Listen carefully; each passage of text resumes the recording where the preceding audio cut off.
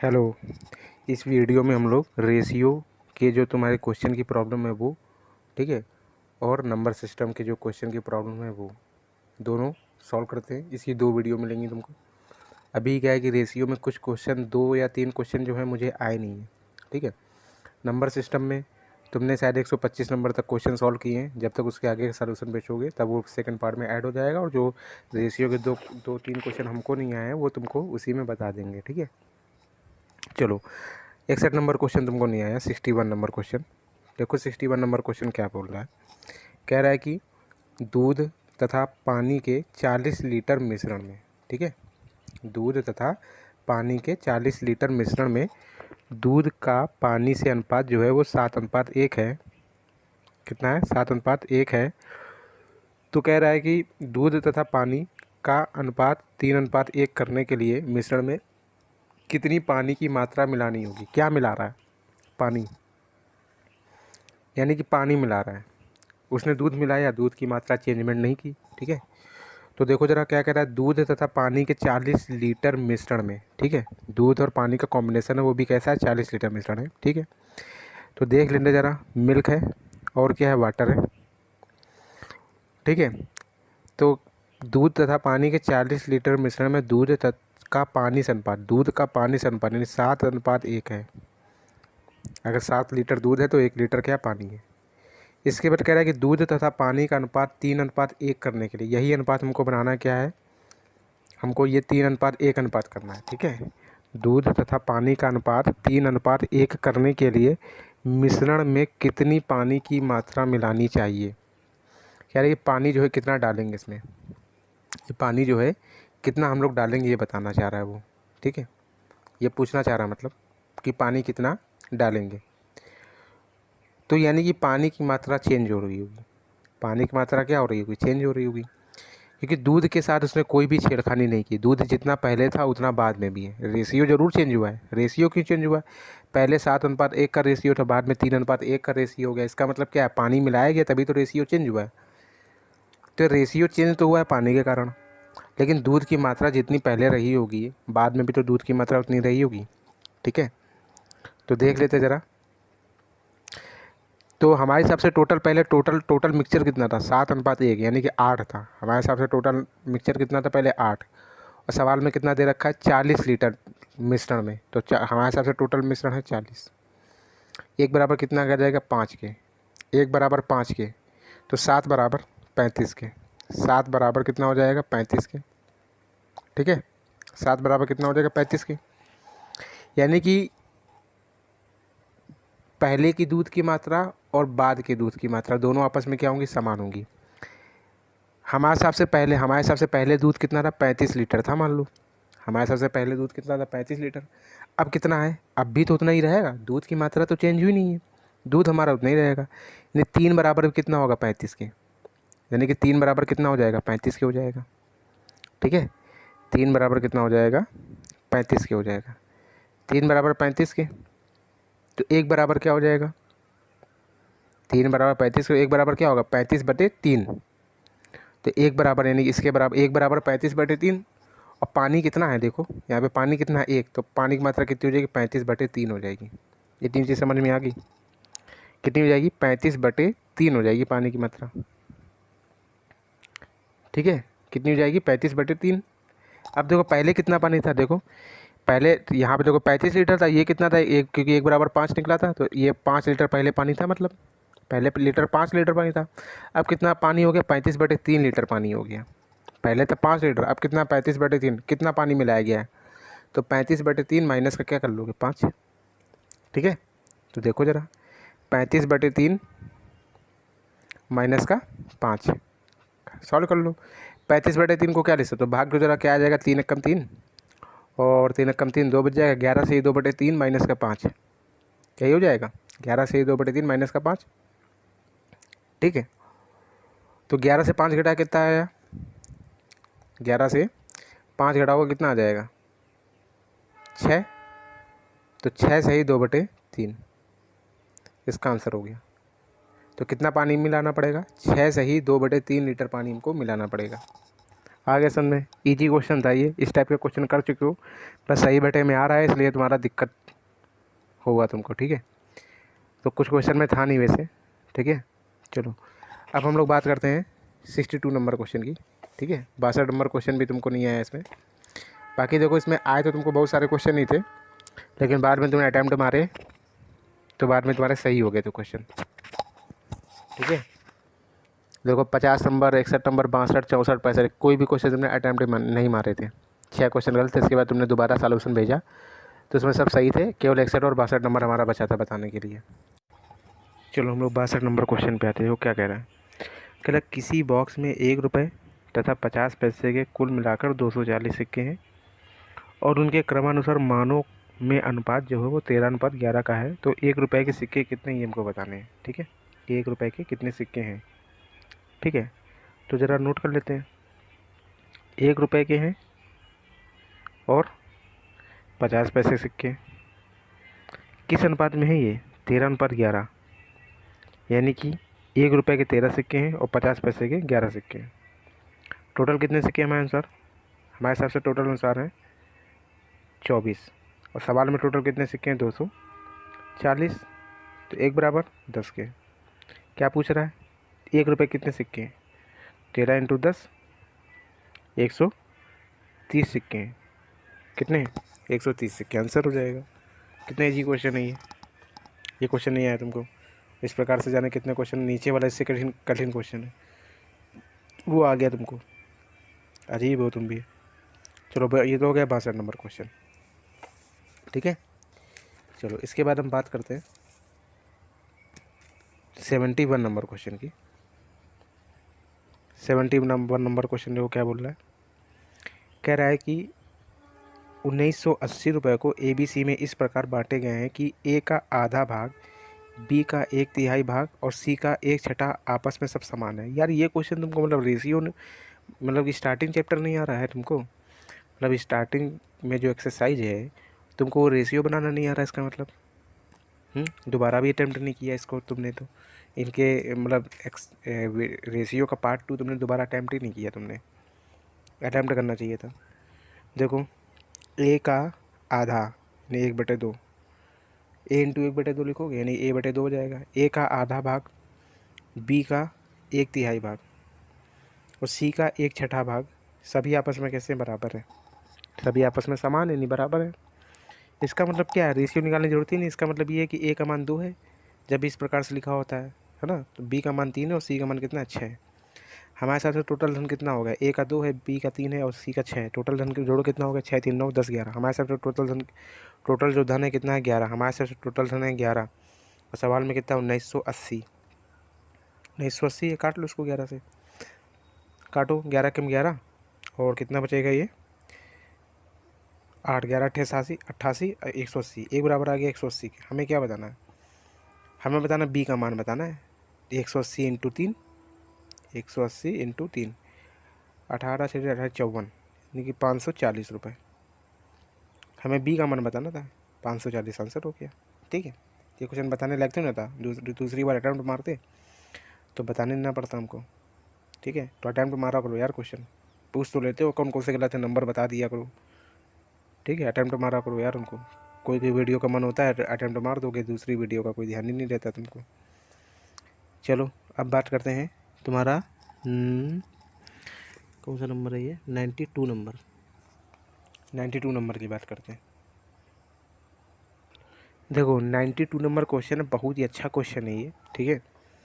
इसको एक कॉपी में चाहे तुम नोट कर लेना अपनी, या फिर अपनी वो मनीष सर वाली बुक पे ये क्वेश्चन नोट कर लेना और कॉपी में चाहे सॉल्व कर लेना, ठीक है। बहुत अच्छा क्वेश्चन है ये, आ सकता है ऐसा क्वेश्चन और दिमाग घूम सकता है इसमें और होएगा भी नहीं।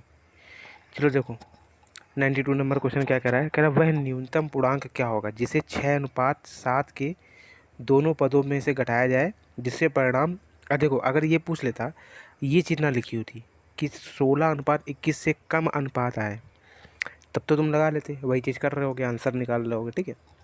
लेकिन इसने क्या पूछ लिया, इसने पूछ लिया कि 16:21 से कम अनुपात मिले हमको, 16:21 से कम अनुपात मिलना चाहिए हमको, ये बोल रहा है वो, ठीक है। तो कह रहा है कि वह न्यूनतम पूर्णांक क्या होगा जिसे यदि 6:7 के दोनों पदों में से घटाया जाए जिससे परिणाम ये से कम अनुपात प्राप्त हो।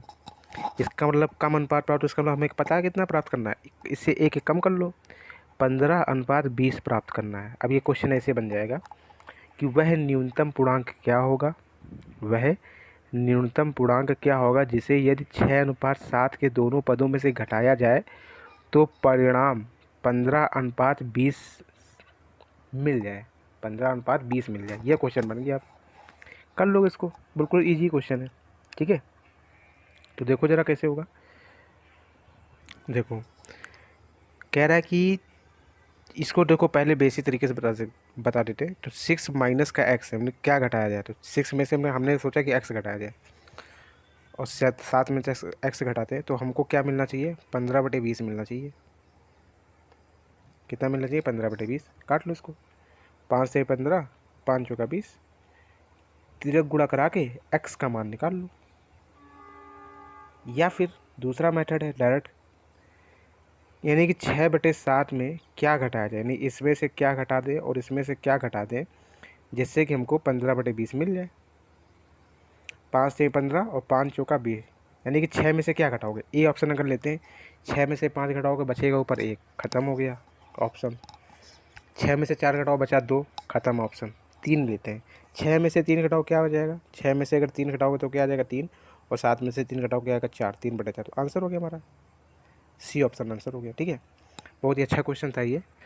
ठीक है, बस एक मतलब कि अच्छा क्वेश्चन क्या था, मतलब एक तरह से ट्रिक है ये। ठीक है, सोचने वाली बात है, उससे कम मान का मतलब एक हमको कम करना है, बाकी क्वेश्चन तो बड़ा ईजी है। ठीक है, तो 92 नंबर क्वेश्चन नोट कर लेना अपने पास ताकि बना रहे। ठीक है, चलो 92 के बाद बात करते हैं हम लोग। अब देखो 92 के बाद 108 नंबर क्वेश्चन तुम्हारा गलत हुआ। ठीक है, तो ये पार्ट 2 है, पार्ट 2 में तुम्हारा 71 नंबर, ठीक है, 92 नंबर और 108 नंबर क्वेश्चन गलत थे। ठीक है, 3 क्वेश्चन गलत है इसमें तुम्हारे। तो देखो गलत नहीं होना चाहिए था ये क्वेश्चन। ठीक है, ये अनुपात बनाने वाले अनुपात तुम्हें बनाना नहीं आ रहा तो कैसे काम चलेगा यार। ठीक है, पूरा चैप्टर तुमने फिनिश कर डाला, इतने कठिन कठिन क्वेश्चन लगा दिए लेकिन अनुपात बनाना नहीं सीख पाए अभी तक। कह रहा है कि 3 संख्याएं ए बी सी ऐसी हैं कि ए का दोगुना बी के 3 गुने के बराबर है, यानी ए का दोगुना ए का दो गुना जो है वो बी के 3 गुने के बराबर है। तो यहाँ लिख लो ए बटे बी बराबर क्या हो जाएगा, 3/2 हो जाएगा। ए/बी बराबर क्या होगा, 3/2 हो जाएगा। इसके बाद कह रहा है कि बी का 4 गुना सी के 5 गुने बराबर है। तो लिख लो यहाँ पे बी का 4 गुना जो है वो सी के 5 गुना के बराबर है। तो b/c बराबर क्या हो जाएगा, 5/4 हो जाएगा। अब देखो इसको और इसको देखो ज़रा, क्या कॉमन है दोनों में, b कॉमन है। यहाँ पे b कितना है 2 और यहाँ पे b कितना है 5, बराबर कर लो। यानी कि हम इस वाले में कितने गुणा करा दें, ऊपर नीचे का 5 का गुणा करा दें, इस वाले में हम कितने गुणा करा दें, 2 का गुणा करा दें। तो देखो क्या मिल जाएगा, 5 का गुणा कराओगे तो क्या आ जाएगा, ए कितना हो जाएगा 15 और बी कितना हो जाएगा 10। यहाँ गुणा कराओ 2 का, तो बी कितना हो जाएगा 2×5 = 10 और सी कितना होगा 2×4 = 8। तो ए अनुपात बी अनुपात सी निकाल लो, ए कितना हो गया 15, बी क्या होगा 10 और सी कितना हो जाएगा 8। ठीक है, तो ए तुम्हारा कितना हो जाएगा 15 हो जाएगा, बी तुम्हारा 10 हो जाएगा और सी कितना हो जाएगा 8 हो जाएगा। तो देखो लिख लेते हैं अनुपात ए अनुपात बी अनुपात सी। ए तुम्हारा है 15 अनुपात 10 और अनुपात 8। हमें क्या चाहिए, हमें चाहिए ए अनुपात सी, हमें चाहिए ए अनुपात सी चाहिए, यानी 15:8, 15:8। किसी से कट रहा हो काट लो, नहीं कट रहा है तो नहीं, तो कट तो किसी से नहीं रहा है। तो यही हमारा आंसर हो गया 15:8। तो सी ऑप्शन हमारा इसका आंसर हो जाएगा। ठीक है, तो ये 3 क्वेश्चन जो थे तुम्हारे गलत थे। इसके बाद अब वो क्वेश्चन बताने जा रहे हैं पार्ट 2 के जो तुम्हें क्वेश्चन आए नहीं है। ठीक है, जिनको तुमने अटैम्प्ट ही नहीं मारा है। ठीक है, तो सबसे पहला क्वेश्चन है 74 नंबर क्वेश्चन। 74 नंबर क्वेश्चन में तुमने बोला कि दिख नहीं रहा है, वही PDF देखो है मेरे पास, और देखो कैसे तुमको दिखाते हैं इसको हम।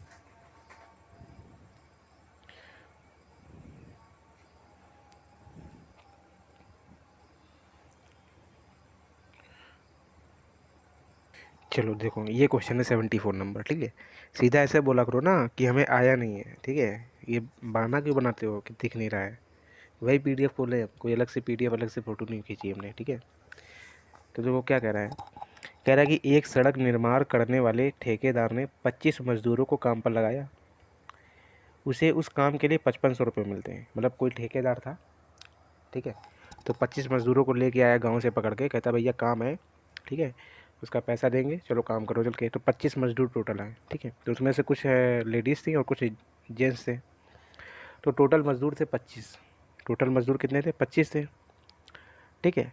तो 25 मजदूरों को काम पर लगाया गया, उसे उस काम के लिए 5500 रुपये मिलते हैं। मतलब जो ठेकेदार था उसके टोटल काम करवाया उसने 25 मजदूरों से, और उसको टोटल जो है ठेकेदार को 5500 रुपये मिल गया, ठीक है।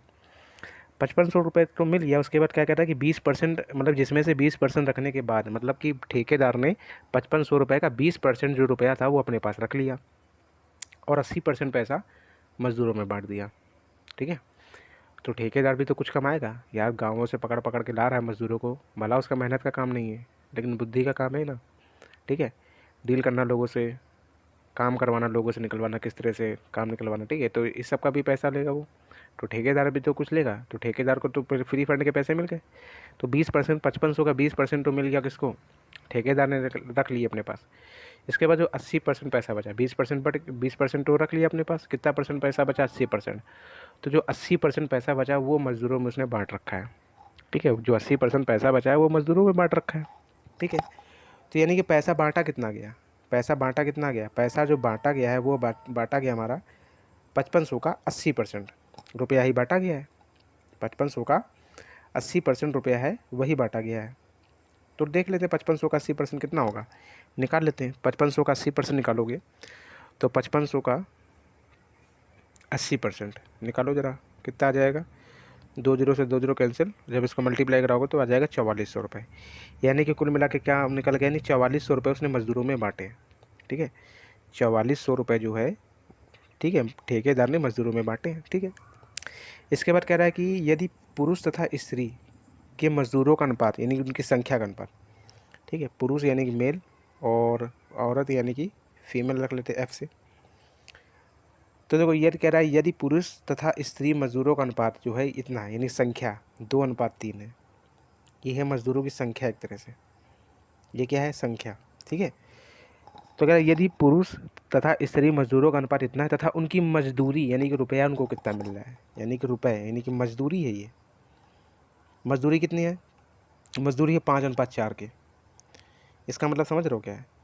ये तो संख्या हो गई, मतलब कि इस लाइन का मतलब ये है अगर पुरुष 2 होंगे तो स्त्रियाँ कितनी होंगी? 3 काम कर रही होंगी, ठीक है। और नीचे वाली लाइन का मतलब ये है कि अगर किसी एक पुरुष को 5 रुपये मिल रहे हैं तो एक स्त्री को कितना रुपया मिल रहा है? 4 रुपया मिल रहा है, ठीक है। अब जरा ध्यान से सुनना मेरी बात। टोटल यहाँ पे कितने हैं पुरुष? 2 पुरुष हैं। टोटल पुरुष कितने हैं? 2, और एक पुरुष को कितना रुपया मिल रहा है? 5 रुपये। तो टोटल कितना रुपया बढ़ गया होगा? 2 पुरुषों को टोटल कितना मिला होगा? 10 रुपये, ठीक है। तो 2 पुरुषों को मिल गया होगा 10 रुपये, तो लिख लिया यहाँ पे 10 रुपये, ठीक है, अनुपात। अब उसी प्रकार से एक स्त्री को कितना मिल रहा है? 3 रुपये। एक स्त्री को कितना मिल रहा है? सॉरी, एक स्त्री को मिल रहा है 4 रुपये, मजदूरी 4 रुपये, एक स्त्री को 4 रुपये मिल रहा है। टोटल स्त्रियाँ कितनी है? 3। टोटल स्त्रियाँ कितनी है? 3। तो टोटल रुपया कितना हो गया? 4×3 12, 12 रुपये हो गया, ठीक है। तो यानी कि स्त्री को कितना मिल गया है? 12 रुपये।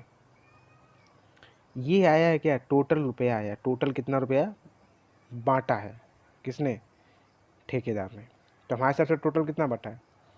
10 और प्लस 12 यानी कि 22। हमारे हिसाब से टोटल धन बांटा गया है 22, और सवाल में कितना दे रखा है? 4400। तो एक बराबर कितना हो जाएगा? 200 के। एक बराबर कितना हो जाएगा? 200 के। क्या पूछ रहा है हमसे?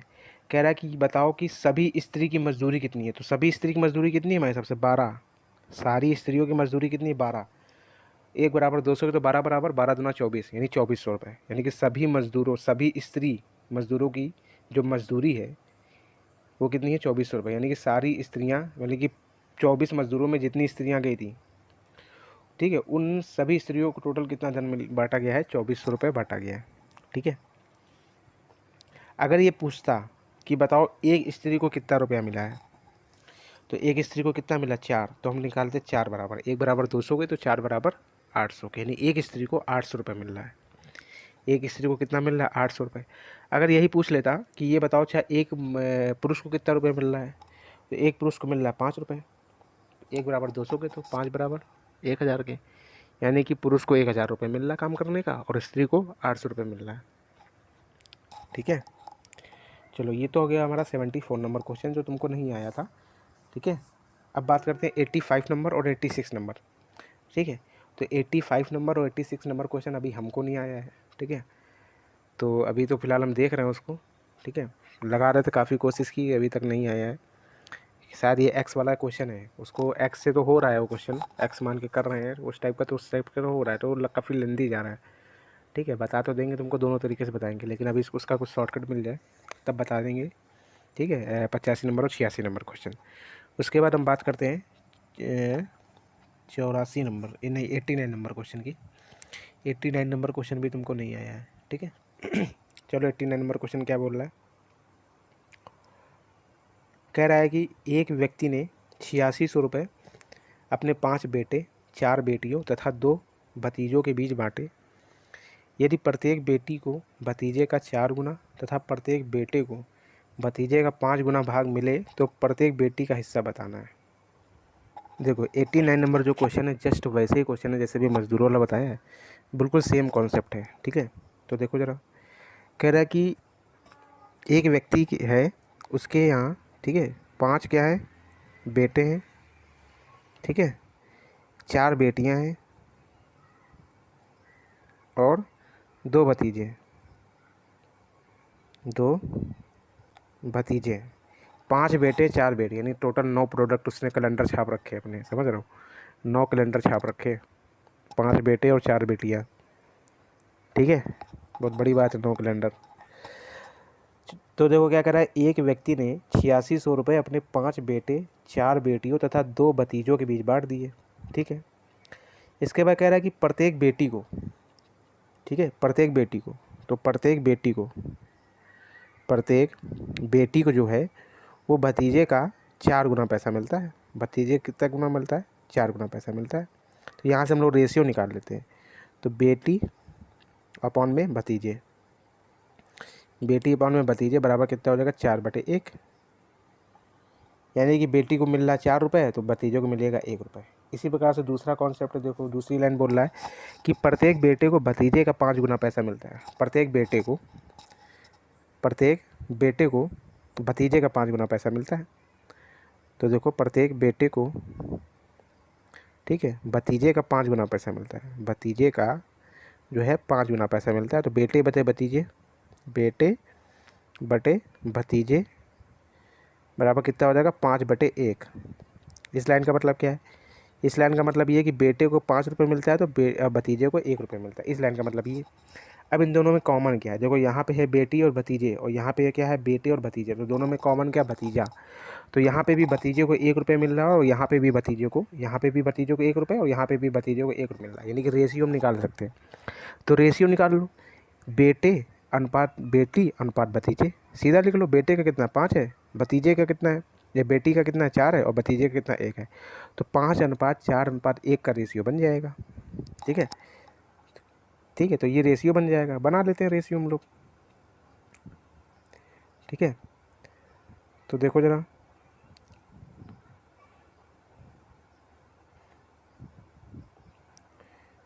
अब देखो, अब क्या है कि हम लोग पहले तो ये रेशियो जो निकला है, ये रेशियो किस चीज़ का निकला है, पैसे का निकला है। ठीक है, तो देखो, तो बेटे, बेटी और भतीजा, क्या रेशियो निकला हमारा।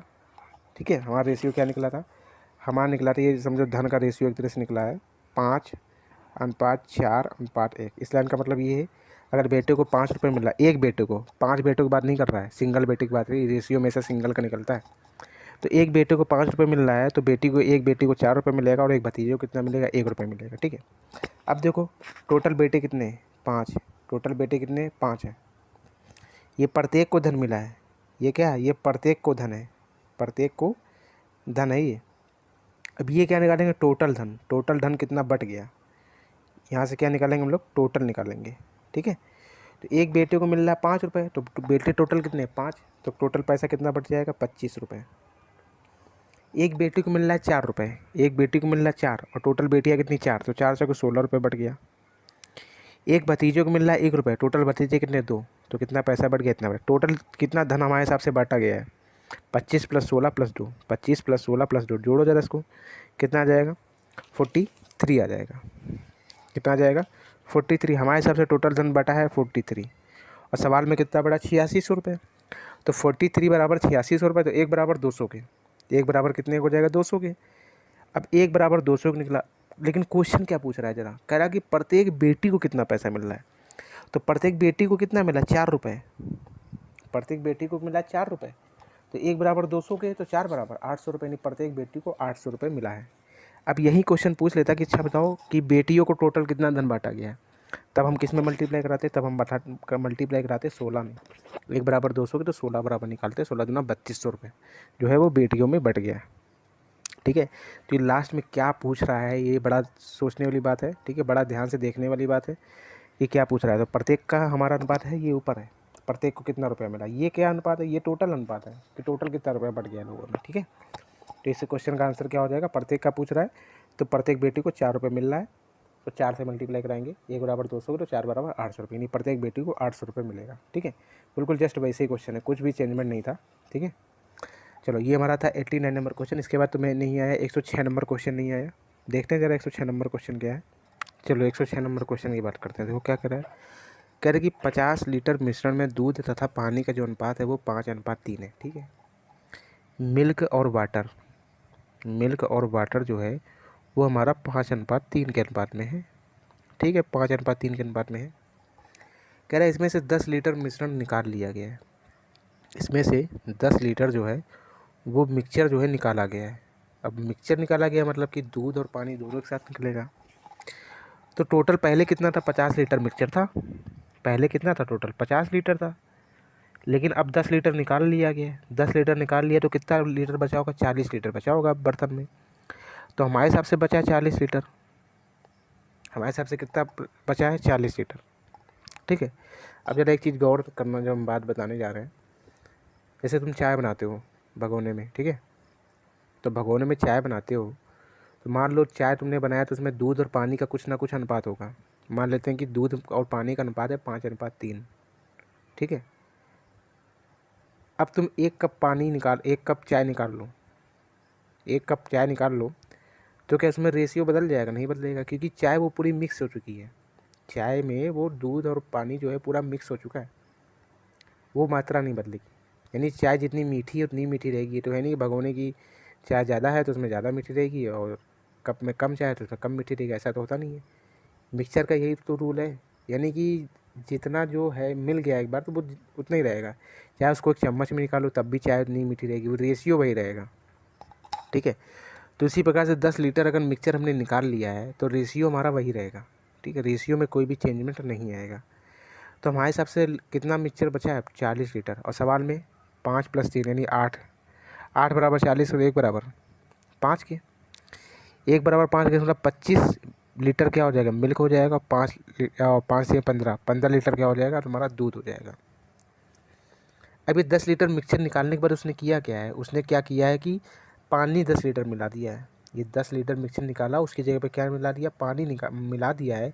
तो बताता है कि ये बताओ मिक्सचर का अनुपात कितना हो जाएगा। ठीक है, पानी मिल्क कितना है मेरे पास? मिल्क है 25, और वाटर कितना है हमारे पास? 15। क्या मिला रहा? वाटर मिला रहा, मिला दो वाटर 10 लीटर। कितना हो जाएगा? 15 10 25, यानी 25 तुम्हारा वाटर हो गया और 25 क्या हो गया? मिल्क भी हो गया। तो 25:25, यानी काट दो उसको, 1:1, यानी हमारा आंसर क्या हो जाएगा? 1:1, यानी कि मिल्क भी 1 होगा और वाटर भी 1, दोनों का रेशियो क्या होगा? बराबर हो जाएगा। तो इसका आंसर क्या आ जाएगा? 1:1 का आंसर आ जाएगा, 1:1। ठीक है, ऐसे होगा क्वेश्चन। 106 नंबर क्वेश्चन तुम्हारा ऐसे हो जाएगा। ठीक है, तो 106 नंबर क्वेश्चन हो गया ये तुम्हारा। अब देखो तुमको 113 नंबर क्वेश्चन नहीं आया। क्या यार, मतलब 113 नंबर क्वेश्चन तुमने मतलब आया नहीं तुमको यार? परसेंटेज का क्वेश्चन है ये, तुमको परसेंटेज का क्वेश्चन नहीं आया? मतलब कि कोई ज़रूरी था ना तुम रेशियो लगा रहे हो? कोई देखने आ रहा है कि तुमने क्वेश्चन तुमने रेशियो से लगाया है, काहे से लगाया है? तो फिलहाल रेशियो क्वेश्चन, रेशियो 3:2 दे रखा है, बस यही रेशियो क्वेश्चन हो गया कि बस अनुपात दे रखा है। परसेंटेज में जाने कितने क्वेश्चन तुमने लगा रखे हैं ऐसे इस टाइप के क्वेश्चन। देखो कह रहा किसी कॉलेज में लड़कों तथा लड़कियों का जो अनुपात है 3:2 है। बॉयज़ और गर्ल का जो अनुपात है वो कितना है, 3:2 है। कितना है, 3:2 है। तो अपने हिसाब से 0 बढ़ा लो, यानी कि 30 लड़के हो गए, 20 लड़कियां होगी। अब कह रहा है कि 20% लड़के तथा 25% लड़कियां जो हैं बालिग हैं, बालिग। ठीक है, तो हमसे किसका प्रतिशत पूछ रहा है कि कितने प्रतिशत विद्यार्थी बालिग नहीं है। ठीक है, तो देखो 20% लड़के बालिग हैं, तो 30 का 20% निकालो ज़रा। 30 का 20% निकालो तो कितना आ जाएगा, 6 आ जाएगा। यानी 6 क्या है, बालिग है। 30 में से 6 लड़के बालिग है, तो बालिग कित तो बालिग नहीं कितने होंगे, 30 माइनस का 6 यानी कि 24 जो है बालिग नहीं होंगे। इसी प्रकार से लड़कियों में देखते हैं, 25% लड़कियां क्या हैं, बालिग हैं। तो 25% लड़कियां बालिग हैं। बालिग का मतलब समझ रहे हो, मतलब 18 साल के ऊपर है। ठीक है, ये कहना चाह रहा हूँ।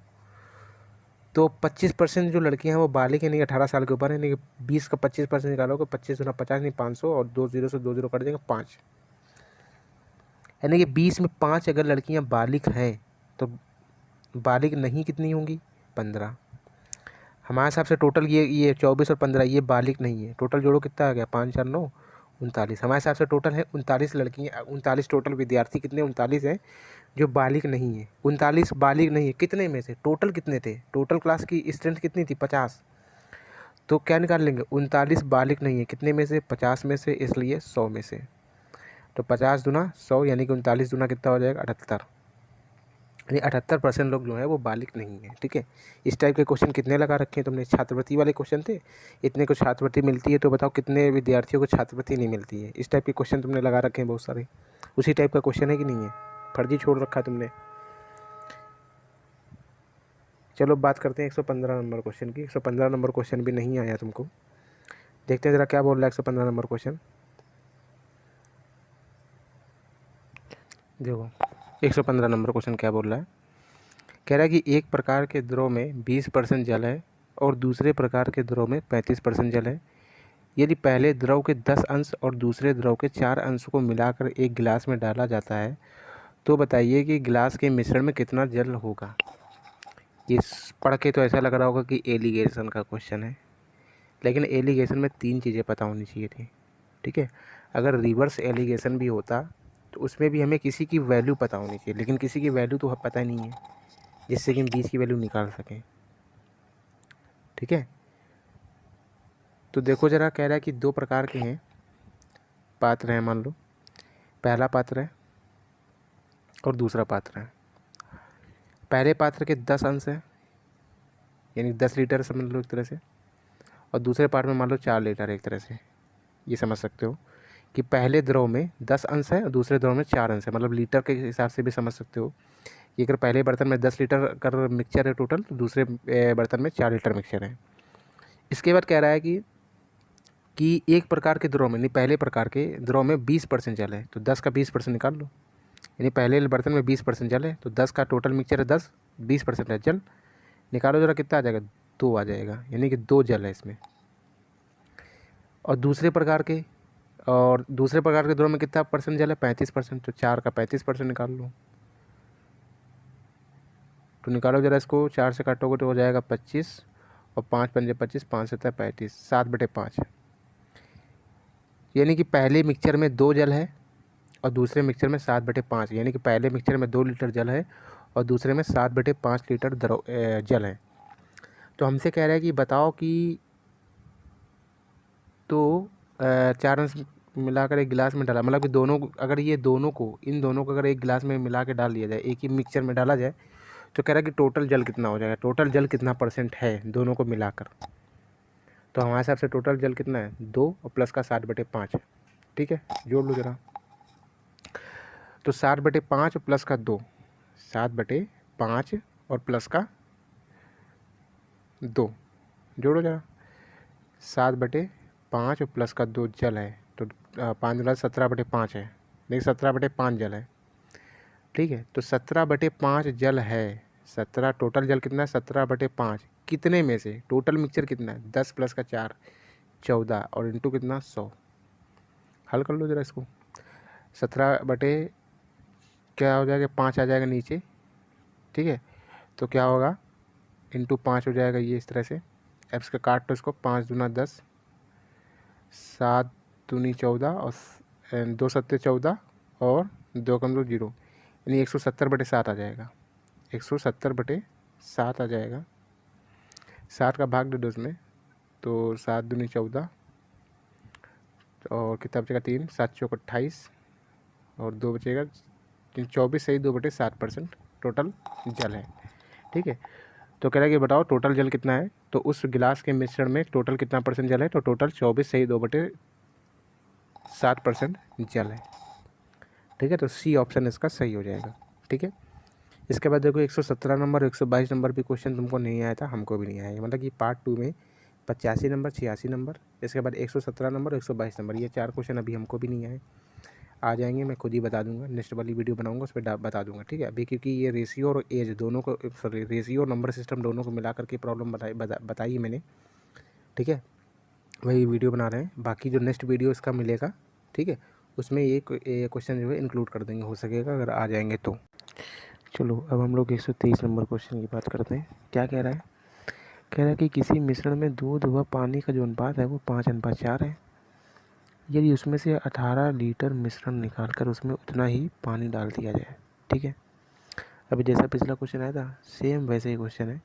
अब देखो क्या चेंजमेंट है इस क्वेश्चन में और उस क्वेश्चन में। ठीक है, कह रहा है कि किसी मिश्रण में दूध व पानी का जो अनुपात है वो 5:4, यानी मिल्क और वाटर का जो रेशियो है वो क्या है, 5:4 का रेशियो है। किसी मिश्रण में दूध व पानी का जो अनुपात है वो 5:4 है। यदि उसमें से 18 लीटर मिश्रण निकाल कर, यानी इसमें से हम कितना लीटर मिश्रण निकाल लेते हैं, 18 लीटर जो है मिक्सचर हम निकाल लेते हैं। तो कह रहा है उसमें से 18 लीटर मिक्सचर निकाल कर उसमें उतना ही पानी डाल देते हैं। 18 लीटर इसमें ही क्या हम डाल दे रहे हैं, पानी डाल देते हैं इसमें। ठीक है, तो कह रहा है कि उसमें से 18 लीटर मिश्रण निकाल कर उसमें उतना ही क्या भर देते हैं, पानी डाल दिया जाए।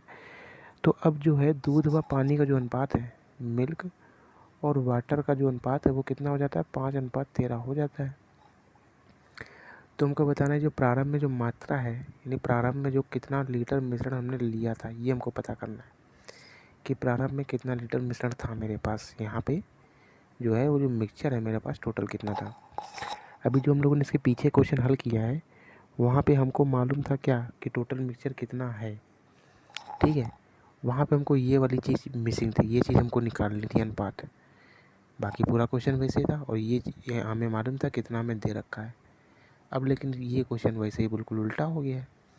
अब क्या है कि स्टार्टिंग की कंडीशन हमको नहीं पता है कि स्टार्टिंग में कितना है, कितना मटेरियल है, कितना मिश्रण है, कितना मिक्सचर है, ये चीज़ हमको नहीं मालूम। अब यही चीज़ हमको निकालनी है।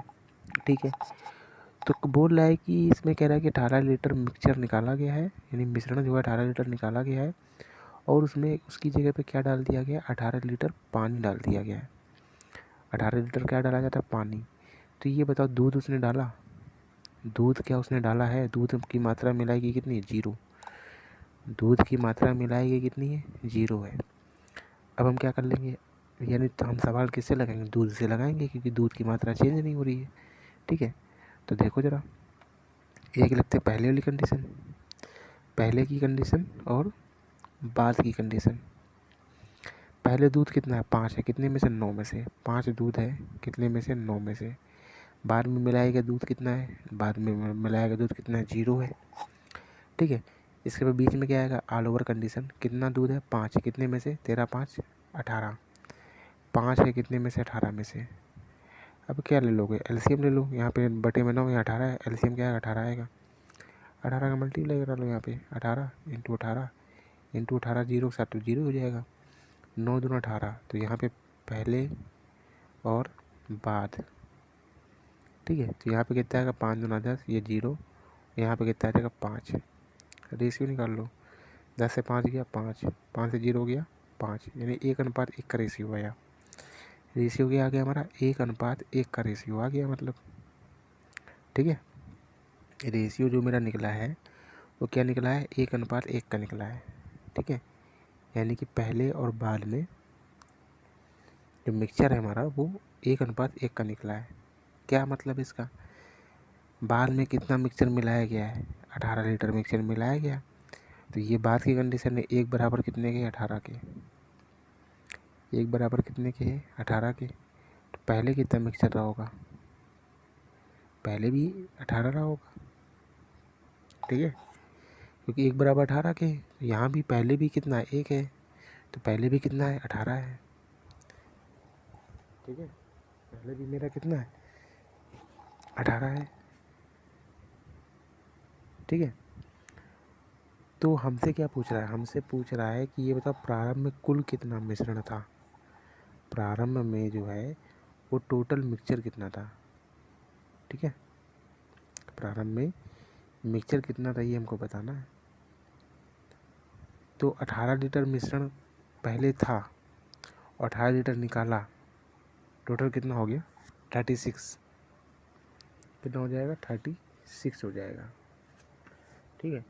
तो 123 का आंसर क्या होगा, 36 लीटर मिश्रण इसका आंसर होगा, ठीक है। ठीक है ना। तो देखो 1:1 का है, यानी कि बार में मिलाई की मात्रा कितनी, 18, और एक बराबर 18। टोटल मिक्सचर कितना होगा, 18 + 18 यानी कि कितना हो गया, 36 लीटर का टोटल मिक्सचर हमारा हो गया है, ठीक है। तो 123 का क्या होगा, बी ऑप्शन हमारा आंसर हो जाएगा, 123 का बी ऑप्शन। तो ये तो हमारा रेशियो का टेस्ट पूरा कंप्लीट होता है। अब हम लोग आते हैं नंबर सिस्टम पे आते हैं, ठीक है। चलो ठीक है, नंबर सिस्टम पे आते हैं। चलो हम लोग नंबर सिस्टम के पहले नंबर क्वेश्चन पे आते हैं। तो इसमें तुम्हारे पार्ट 1 में 4 क्वेश्चन गलत है, 19 नंबर, 20 नंबर, 21 नंबर और 47 नंबर। तो 19 नंबर क्वेश्चन देखो क्या कह रहा है कि सबसे छोटी अभाज्य संख्या कौन सी है। सबसे छोटी अभाज्य संख्या कौन सी है, तो याद रखो दो एक ऐसी संख्या है, दो एक ऐसी संख्या है, ठीक है, जो केवल अपने पहाड़े से कटती है, जो केवल अपने पहाड़े से कटती है और सम संख्या है। बाकी कोई भी ऐसी सम संख्या नहीं है जो अभाज्य संख्या हो, ठीक है। तो दो को हम लोग क्या बोलते हैं, दो को कभी कभार बोलते हैं सम अभाज्य संख्या। क्या बोलते हैं, सम अभाज्य संख्या। तो सबसे छोटी अभाज्य संख्या कौन सी है, दो, ठीक है। सबसे छोटी अभाज्य संख्या पूछी जाए तो दो होगा। और दो कैसी अभाज्य संख्या है, सम अभाज्य संख्या, क्योंकि दो क्या है, एक सम संख्या है। दो क्या है हमारी, दो हमारी एक क्या है, सम संख्या है, ठीक है। तो इसका आंसर क्या हो जाएगा, दो हो जाएगा, ठीक है। तो याद रखना सबसे छोटी अभाज्य संख्या हमारी कहाँ से चालू होती है, दो से चालू होती है, ठीक है। जो केवल अपने पहाड़े से कटती है उनको बोलते हैं अभाज्य संख्या। तो एक मेरी अभाज्य संख्या के अंतर्गत नहीं आती है, ठीक है। तो दो होगा, 2 3 5 7 11 ऐसे करके। तो सबसे छोटी अभाज्य संख्या क्या हो जाएगी, दो हो जाएगी, ठीक है। चलो 20 नंबर क्वेश्चन पे आते हैं। कह रहा है 60 से छोटी कुल कितनी अभाज्य संख्या है, ठीक है। ये अच्छा क्वेश्चन है ये, और इसमें कुछ पॉइंट हम बता रहे हैं, उसको वैसे ही लिख लो, याद कर लो, ठीक है, कॉपी में बाकायदा, ठीक है, क्योंकि डायरेक्ट क्वेश्चन पूछ लेता है ये, ठीक है। ये निकालने वहाँ बैठ के निकालने लायक नहीं बैठोगे कि 60 से छोटी अभाज्य संख्या निकलो, एक से गिनो, इसके बाद देखो सबसे छोटी अभाज्य संख्या एक दो हो जाएगी, ठीक है। इसके बाद अभाज्य संख्या 3 हो गई, इसके बाद 7 हो गई, इसके बाद 11 हो गई। तो ऐसे निकालते नहीं बैठोगे, ठीक है। तो एक चार्ट है वो मैं लिख रहा हूँ, उसको अपना नोट कर लो। देखो क्या चार्ट है कि 1 से 25 तक अभाज्य संख्या है। 1 से 25 तक की अभाज्य संख्या कितनी होती है, 1 से 25 तक की अभाज्य संख्या कितनी होती है। तो 1 से 25 तक की अभाज्य संख्या होती है 9, ठीक है। इसके बाद 1 से लेकर के 50 तक की कितनी अभाज्य संख्या होती है, 15। 1 से 75 तक की कितनी अभाज्य संख्या होती है, 21।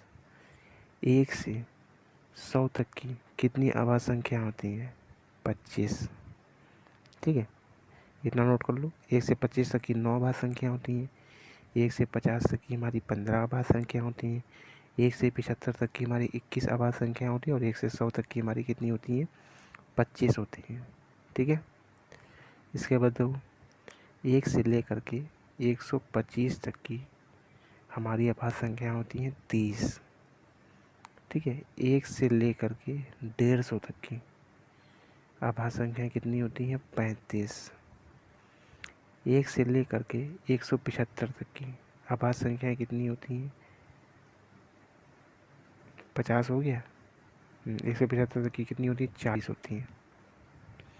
1 से लेकर 200 तक की कितनी होती हैं 46 होती हैं। ठीक है, तो 200 तक याद कर लो, 25-25 के डिफरेंस पे है। ठीक है, तो इसको नोट कर लो बकायदा अपने पास। ठीक है, ये क्वेश्चन कभी कभी पूछ लेता है, कभी कभी पूछ लेगा, बताओ 1 से लेकर के 150 तक की कितनी अभाज्य संख्या होती हैं, तो 35 होती हैं। ठीक है, तो ये 8 से 9 बार चार्ट अगर दिमाग में नोट्स के सामने ही लिखे होंगे तो ऑटोमेटिक याद हो जाएंगे ये। ठीक है, बाकी मैंने ट्रिक भी बना लेना इसमें।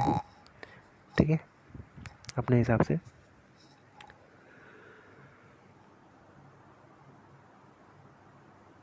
देखो अब हम बात करते हैं 21 नंबर क्वेश्चन की। देखो 21 नंबर क्वेश्चन क्या कह रहा है, कह रहे एक भिन्न का अंश 250% बढ़ा दिया जाता है।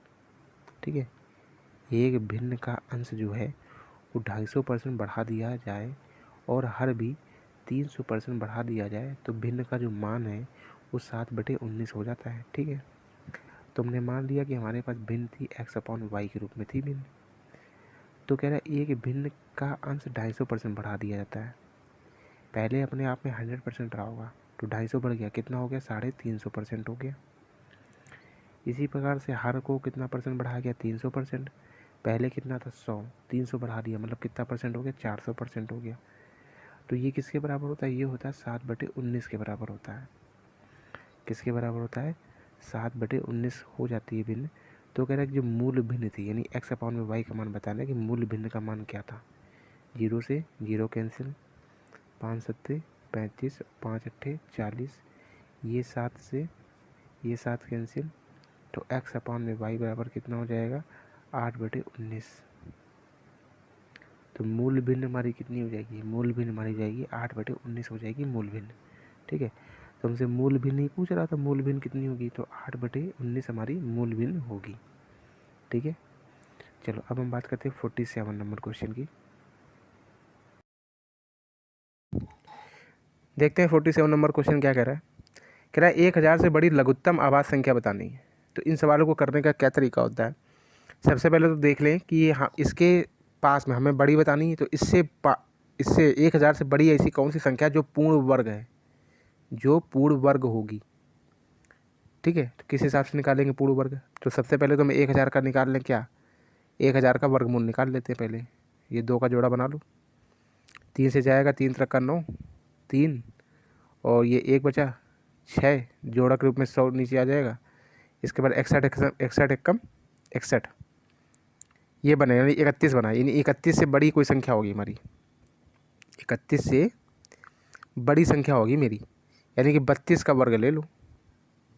ठीक है, तो ले लो जरा 32 का वर्ग, तो 32 का वर्ग जरा लो, 32 का वर्ग क्या आ जाएगा, 32 का होल स्क्वायर आ जाएगा 1024।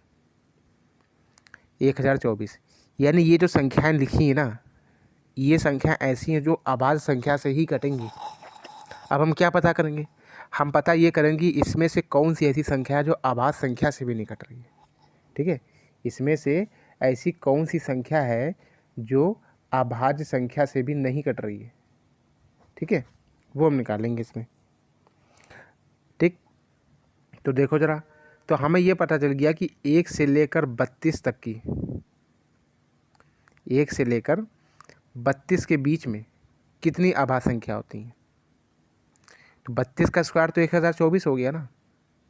ठीक है, हमें 1000 से बड़ी बतानी है, तो 32 तक की हमारी रेंज है कि 32 से कम लेना है हमको।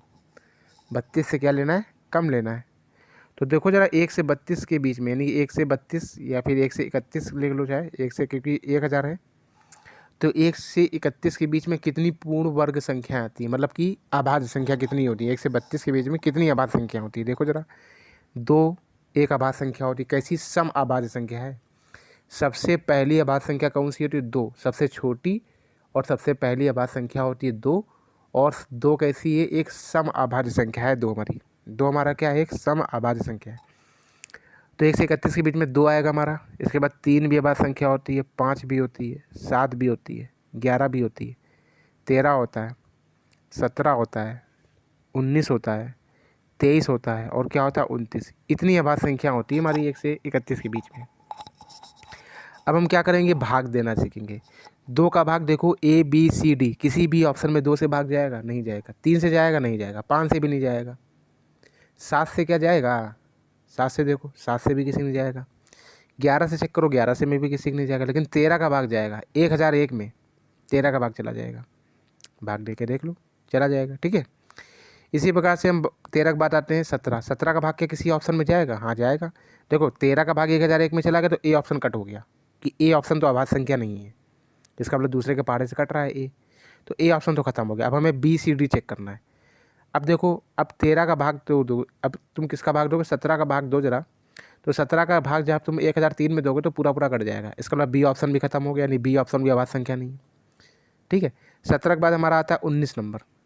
अब 19 में जब 1007 का भाग 19 में दोगे ना तो ये भी पूरा पूरा कट जाएगा, इसका मतलब सी ऑप्शन भी अभाज्य संख्या नहीं है।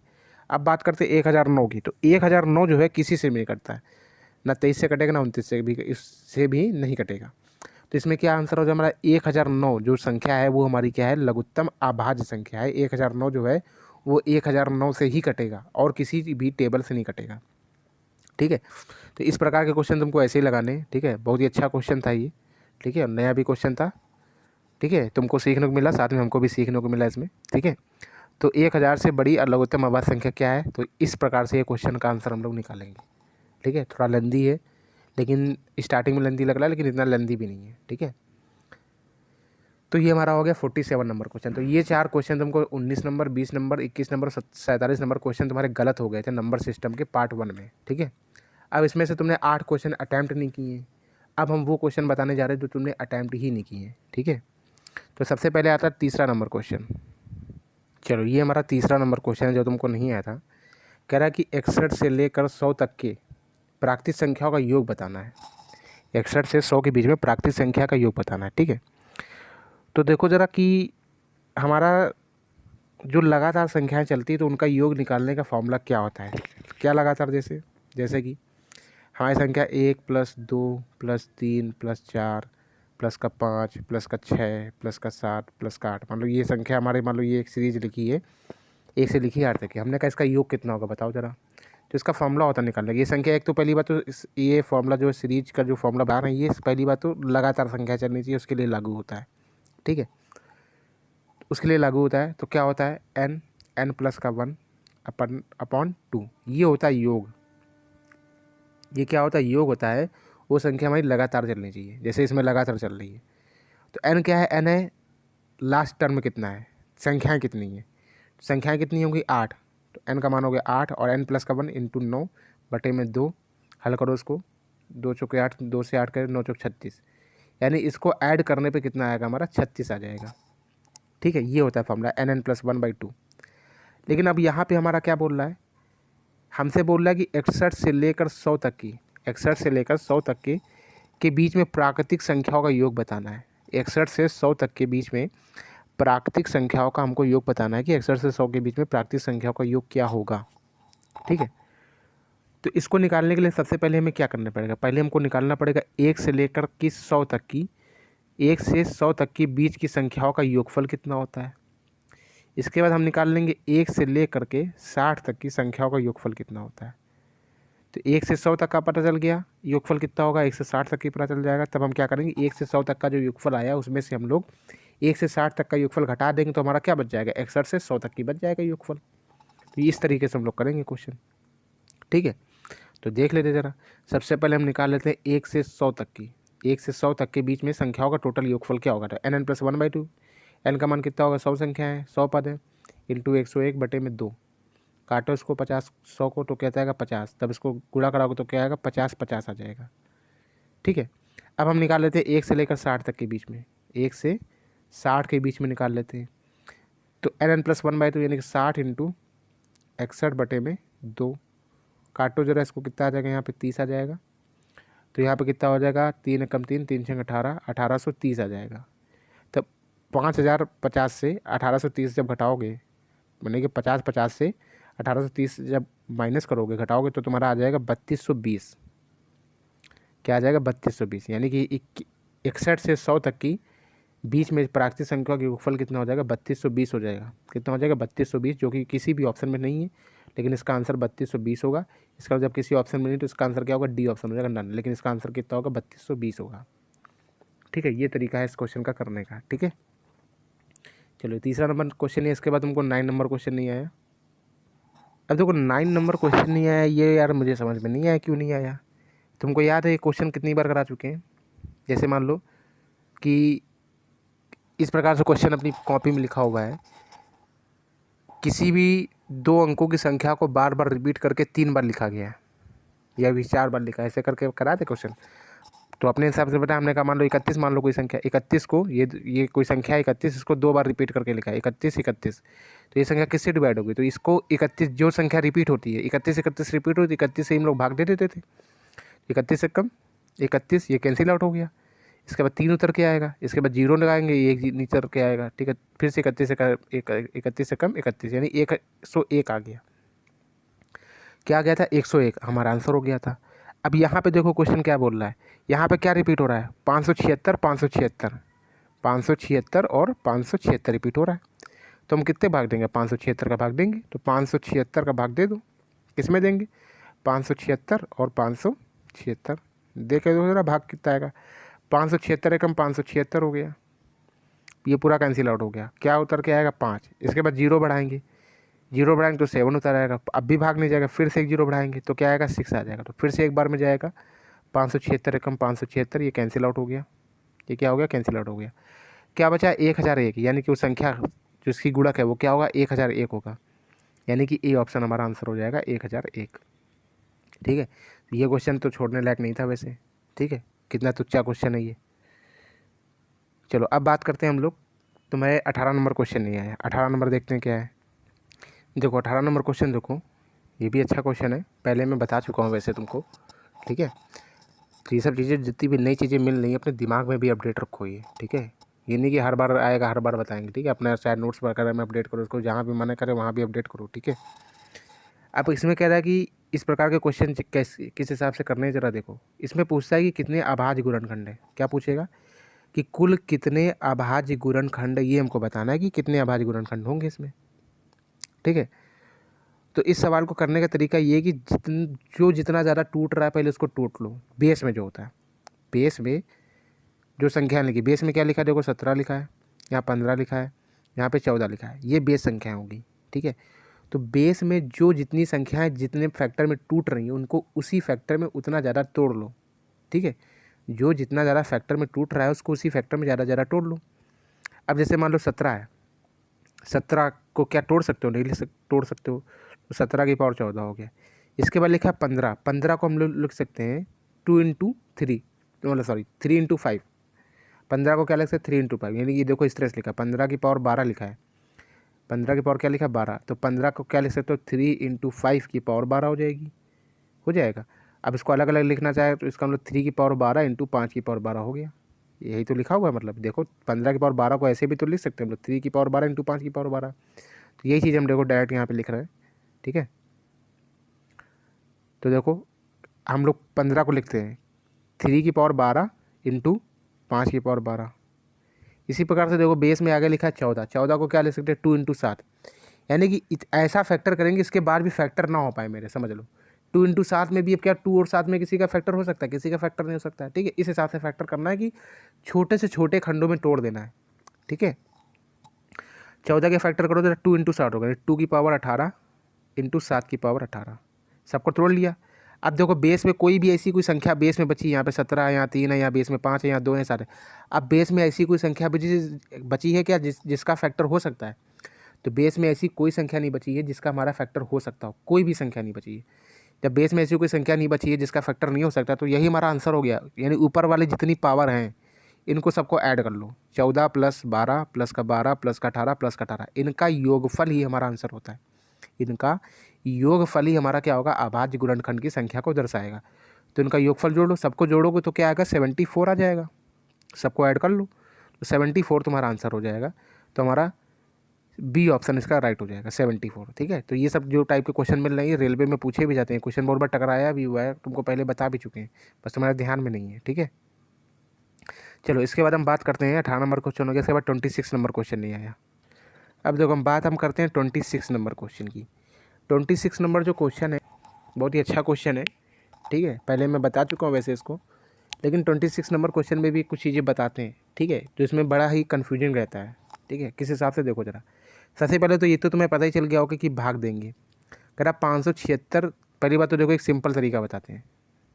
ऐसे हमने कहा कि जैसे कोई संख्या लिख ली 27, ये संख्या देखो इस तरह से हम क्वेश्चन बना रहे हैं, जैसा 26 नंबर क्वेश्चन है वैसे हम बना रहे थे। देखो हमने कहा कि 5 से विभाज्य 27 का निकटतम पूर्णांक क्या है, यानी 5 से संख्या विभाज्य होनी चाहिए, 27 से निकटतम पूर्णांक क्या होगा। सीधा 5 का भाग 27 में देते हैं हम, कितनी बार में जाएगा, 5 पंजे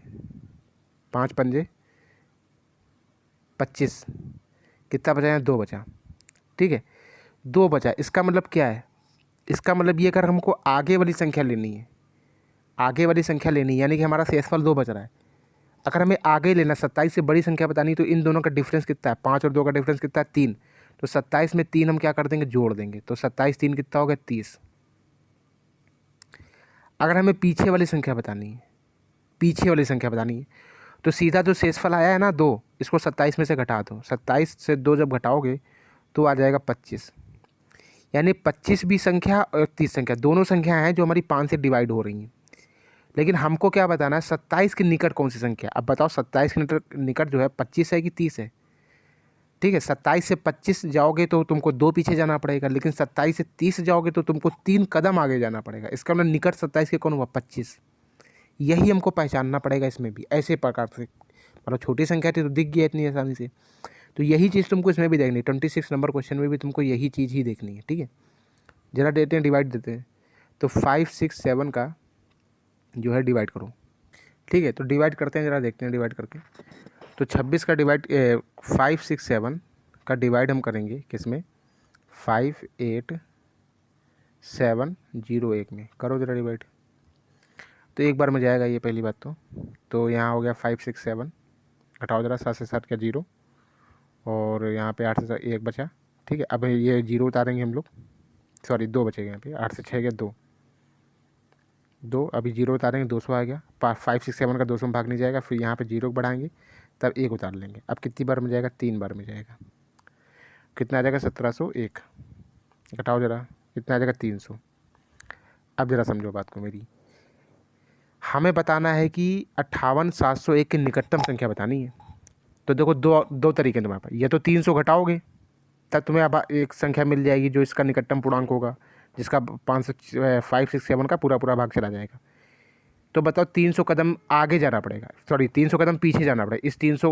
ये 300 का मतलब है घटाना, इस 300 को घटाओगे यानी कि 300 कदम पीछे जाना पड़ेगा। दूसरा तरीका क्या है, इन दोनों का डिफरेंस अगर आगे वाली संख्या चाहिए, 5 8 7 0 1 के आगे संख्या चाहिए, तो तुमको इन दोनों का डिफरेंस घटाना पड़ेगा।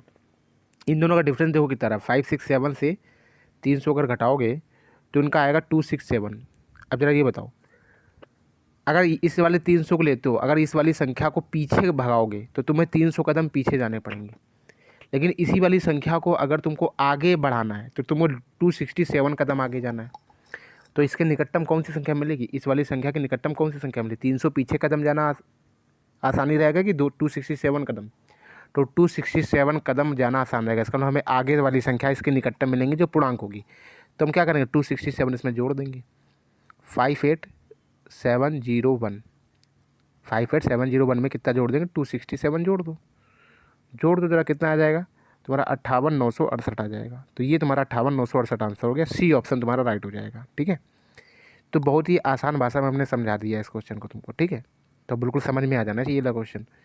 तो ये तुम्हारा 26 नंबर क्वेश्चन था। ठीक है, अब बात करते हैं 42 नंबर कोई क्वेश्चन तुमको नहीं आया, देखते हैं 42 नंबर क्वेश्चन क्या है।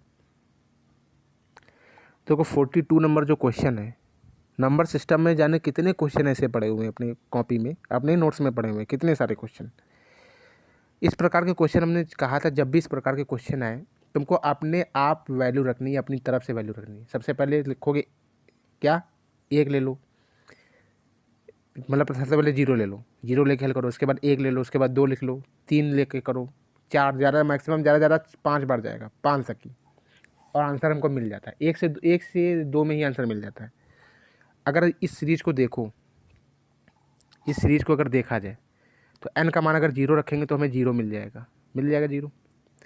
n का मान अगर 1 रखें तब भी में n स्क्वायर 1 माइनस का 1 तब भी में 0 मिल जाएगा।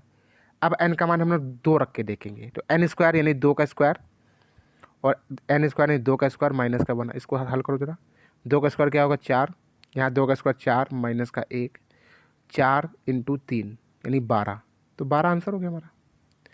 ठीक है, तो विभाजित सदैव किससे विभाजित होगा तो 12 से हमारा डिवाइड होगा। सदैव किससे डिवाइड होगा 12 से डिवाइड होगा, 12 इसका आंसर हो गया हमारा। ठीक है, 42 का। इस प्रकार के क्वेश्चन बहुत आ चुके हैं, लेकिन तब भी छोड़ रखा है तुमने, रिवीजन नहीं किया इसका मतलब, सीधा बैठ गए लेके क्वेश्चन लगाना। अब बात करते हैं 43 नंबर क्वेश्चन की। 43 नंबर भी क्वेश्चन जस्ट वैसे ही जैसा 42 नंबर क्वेश्चन है। कह रहा है कि वह बृहत्तम संख्या जो अनुक्रम a की पावर 5 माइनस 1, 2 की पावर 5 माइनस का 2, 3 की पावर 5 माइनस का 3 डैट डिस करके n की पावर 5 माइनस n को प्रत्येक पद को ठीक ठीक विभाजित करता है। ठीक है, तो जरा देखो, ये हमारा दे रखा है, टोटल हमारा यही तो है।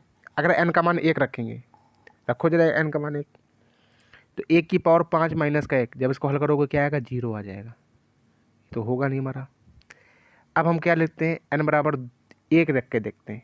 1 रख के देखोगे तो मतलब 0 आ गया, 0 रख के देखोगे तब भी 0 आएगा। अब 2 रख के देखेंगे, 2 की पावर 5 माइनस का 2, 2 की पावर 5 कितना होता है, 2 दूना 4 दूना 8 16 32, 32 माइनस का 2 बराबर कितना आएगा 30, यानी क्या आंसर हो गया हमारा 30 हो गया आंसर। तो इसका आंसर क्या हो जाएगा 30 हो जाएगा। कितना सिंपल क्वेश्चन है। यानी कि देखो ये चीज़ वही, देखो ये चीज़ जो लिखी वही लिखा है, इसी का रूप लिखा हुआ है ये क्वेश्चन में। n बराबर 1 रख के देखा तो ये आया हमारा, n बराबर 2 रखा तो ये आया, n बराबर 3 रखा तो ये आया, यानी n बराबर हमारा 2 पे ही आंसर मिल गया 30, सबसे छोटा। इसमें सबसे छोटा जो सबसे पहले आंसर मिल जाए जिस संख्या से, वही हमारा आंसर होता है इसमें, इस टाइप के क्वेश्चन में। ठीक है, तो 30 नंबर क्वेश्चन सी ऑप्शन सही हो जाएगा, 30 आएगा। तो वह बृहत्तम संख्या कौन सी 30 है, वह बृहत्तम संख्या है जो इन सबको क्या कर देगा विभाजित कर देगा। ठीक है, ये 43 नंबर क्वेश्चन हो गया। अब बात करते हैं 44 नंबर क्वेश्चन की। 44 नंबर क्वेश्चन भी देखो इजी है। कह रहा है यदि a की पावर 2x + 2 बराबर 1 हो, ठीक है, जिसमें a संख्या 1 के अतिरिक्त कोई अन्य धनात्मक वास्तविक संख्या हो, तो x जो है किसके बराबर होगा। ठीक है, तो हमें इसमें कंपेयर करानी है, कुल मिला के क्या करानी, कंपेयर करानी हमको। किसी की भी पावर 0 अगर होती है, ठीक है, किसी की भी पावर 0 होती है तो उसका मान क्या होता है 1 होता है। जैसे कि मान लो c की पावर 0 है तो इसका मान कितना है 1 है, a की पावर 0 है तो इसका मान क्या है 1 है, 100 की पावर अगर 0 है तो इसका मान क्या है 1 है। किसी की पावर 0 अगर होती है तो उसकी वैल्यू 1 के बराबर होती है। ठीक है, अब देखो क्वेश्चन में हमारा क्या दे रखा है, ये दे रखा है कि a की पावर 2x प्लस का 2, a की पावर 2x और प्लस का 2 बराबर दे रखा है 1 दे रखा है। तो इस 1 को क्या लिख सकते हैं, इस 1 को लिख सकते हैं a की पावर 0 बराबर में a की पावर 0। कंपेयर करा लो, ये बेस में बेस दोनों a है तो ऊपर वाली घातें भी क्या होंगी बराबर होंगी, बेस बराबर तो घातें बराबर होंगी। कंपेयर करा ली तो 2x प्लस का 2 बराबर क्या हो जाएगा 0, 2x प्लस का 2 बराबर 0 हो जाएगा। तो 2x बराबर क्या हो जाएगा माइनस का 2, x बराबर क्या हो जाएगा माइनस का 2 बटे में 2, 2 से 2 कैंसिल हो गया तो x बराबर आ गया माइनस का 1, x बराबर क्या आ गया माइनस का 1 आ गया। तो इसका आंसर क्या होगा, बी ऑप्शन करेक्ट हो जाएगा हमारा, माइनस का 1 इसका आंसर होगा। क्या होगा, माइनस का 1 हमारा इसका आंसर हो जाएगा। तो बी ऑप्शन हमारा करेक्ट हो जाएगा 44 का। ठीक है, चलो अब हम बात करते हैं 46 नंबर क्वेश्चन की। 46 नंबर क्वेश्चन भी नहीं आया। 46 नंबर क्वेश्चन जस्ट वैसा ही जैसे भी तुमको बताया कि लगातार संख्याएं जैसे लिखी है, मान लो अभी तुमको बताया था 1 2 3 4 5 6 7 8 9 10, इन संख्याओं का योगफल निकालना तो किस प्रकार हिसाब से निकालते हैं, ये चीज़ बताई हमने। अब जरा इस सीरीज़ को ध्यान से देखो तो देखो ये क्वेश्चन हमारा एक से, ये भी क्वेश्चन हमारा जस्ट ये जो क्वेश्चन 46 नंबर पूरा डिक्टो यही क्वेश्चन है अपनी कॉपी में, पूरा डिक्टो यही क्वेश्चन। ठीक है,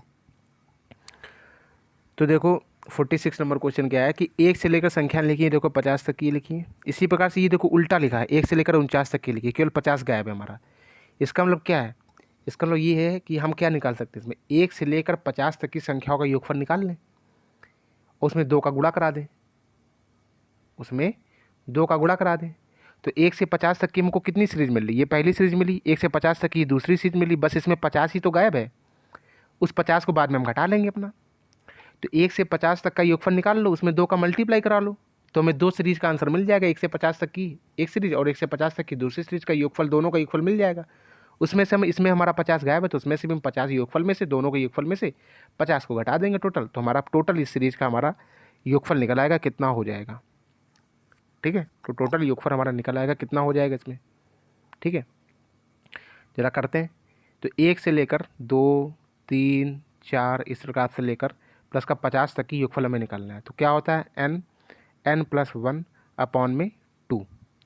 n का मान कितना है 50, यानी 50 इंटू 51 बटे में क्या हो जाएगा 2। 2 से इसको काटा तो कितना हो गया 25, हो गया 25। और हम क्या करेंगे, इसमें 2 का मल्टीप्लाई करा लो, तो समझ रहे हो, क्योंकि 2 सीरीज है ना, एक सीरीज का ये आंसर हो गया है। तो 25 इंटू 51 हो गया, मतलब कि हमें पता है कि 25 इंटू 51 ये योगफल निकला है। कहाँ तक की, 1 से लेकर 50 तक की सीरीज का योगफल निकला है। तो हमें 1 से 50 तक की सीरीज 2 चाहिए, तो इसलिए 2 का मल्टीप्लाई करा लिया हमने। तो 25 दूना 50, यानी 51 इंटू 50, गुणा करा लो जरा, 0, 5 एकम 5, 5 पंजे 25, यानी 25 50 हो गया। कितना हो गया, 25 50 हो गया। ये 25 50 किसका योगफल निकला है, 1 से 50 तक की 2 सीरीज का निकला है। 1 से 50 तक की एक सीरीज और 1 से 50 तक की दूसरी सीरीज, 2 सीरीज का योगफल निकला है। लेकिन एक सीरीज में हमारा 50 गायब है, तो इसमें से 50 घटा देंगे। 50 घटा दो, कितना आएगा 2500, हमारा आंसर आ जाएगा। कितना आ जाएगा 2500। तो इसका मतलब इसका जो योगफल है, इसका जो योगफल है हमारा कितना निकल गया आएगा, 2500 निकल गया आएगा। बी ऑप्शन हमारा करेक्ट हो जाएगा। ठीक है, तो ये हमारा था 46 नंबर क्वेश्चन। तो नंबर सिस्टम का पार्ट 1 में जितने भी तुम्हारे क्वेश्चन छूटे थे, पूरे क्वेश्चन बता दिए हमने, जो तुमने अटैम्प्ट नहीं किए थे और जो गलत थे। अब बात करते हैं पार्ट सेकंड की। पार्ट सेकंड की बात करते हैं। ठीक है, 51 से 100 तक के क्वेश्चन की बात करते हैं। ठीक है, तो इसमें तुम्हारे 5 क्वेश्चन गलत है, तो पहले वो गलत क्वेश्चन की बात करते हैं, जो तुम्हारे 5 क्वेश्चन गलत है। ठीक है,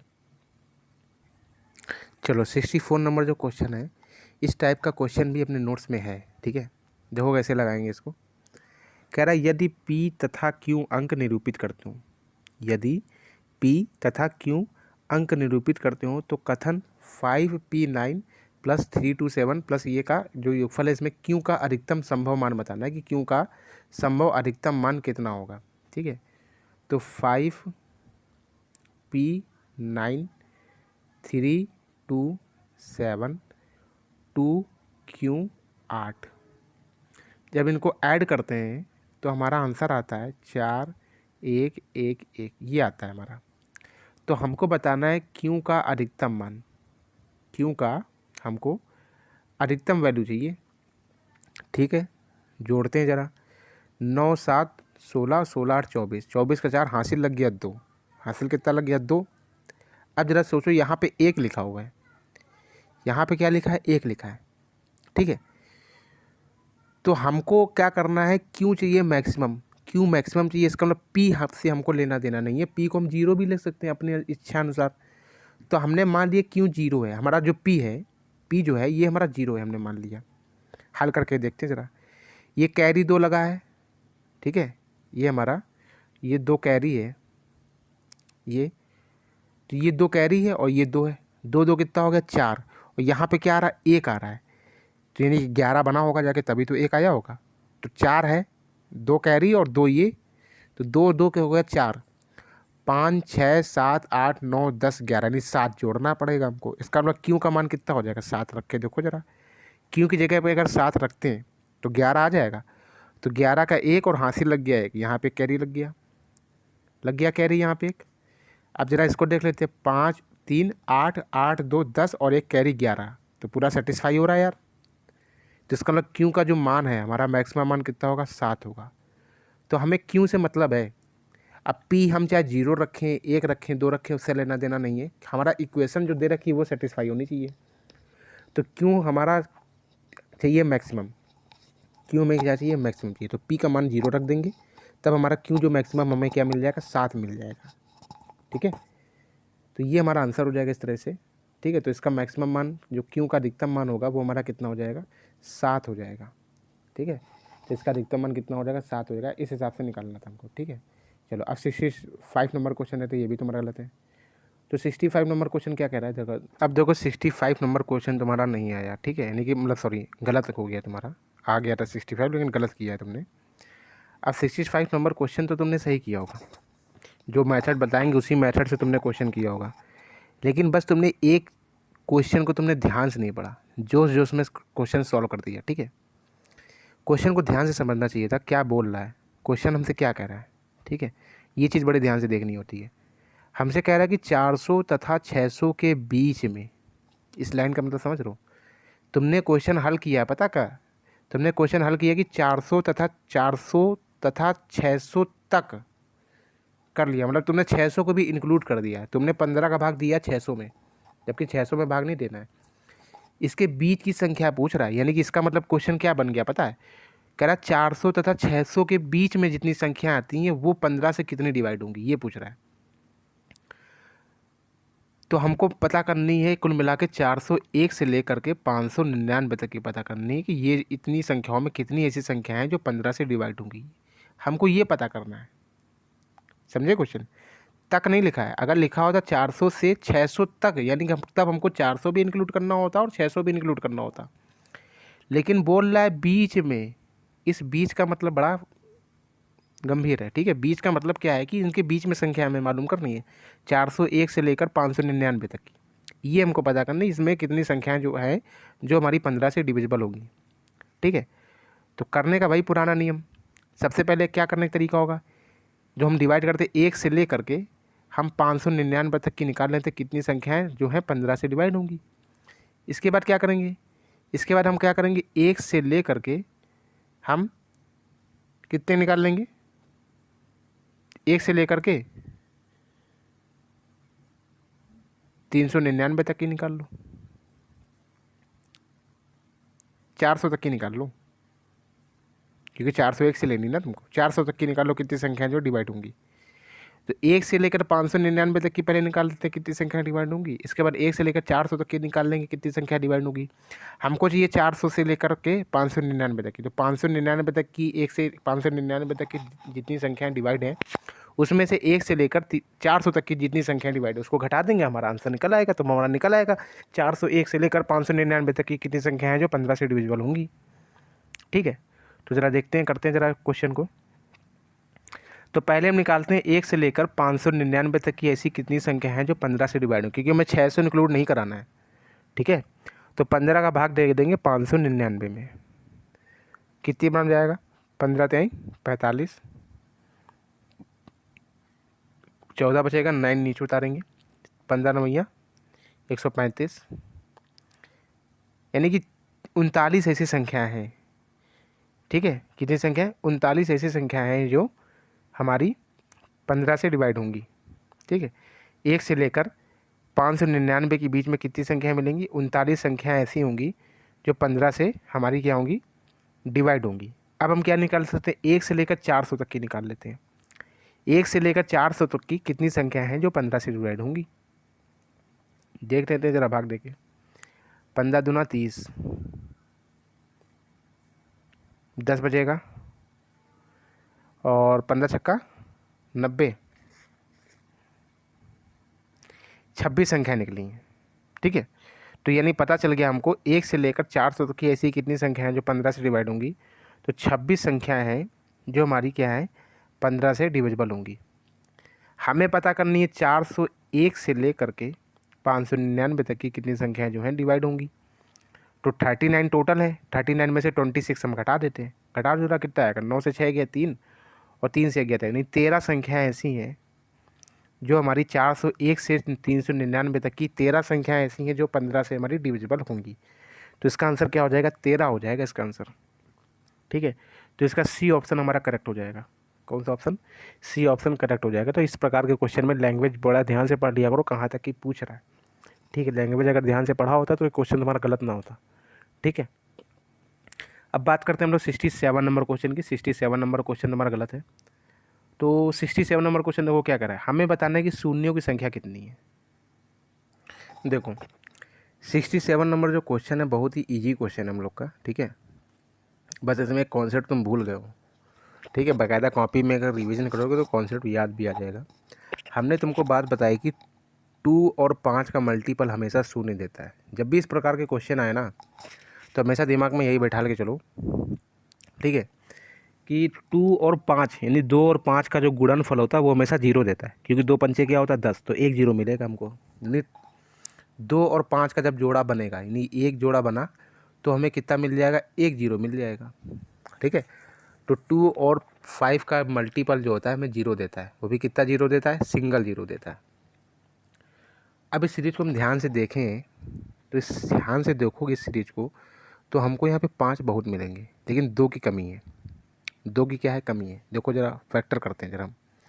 5 को देखो क्या ले सकते हो, इस 5 को फैक्टर कर पाओगे, 1 × 5 ही लिख पाओगे तो 5 ही लिखा रहने दो उसको। इस 10 को क्या ले सकते हो, 2 × 5 लिख सकते हो।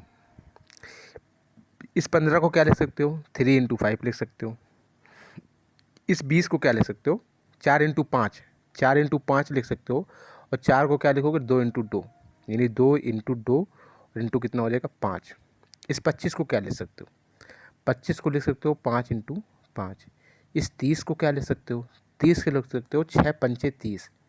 तो 6 को क्या लिख लोगे, 2 × 3, यानी 2 × 3 × 5, ये लिख पाओगे। अब जरा देखें यहाँ पे 5 कितनी बार आया है, क्वांट करो जरा, 1 2, ठीक है, इसके बाद 3 4 5 6 7, 5 आया है 7 बार।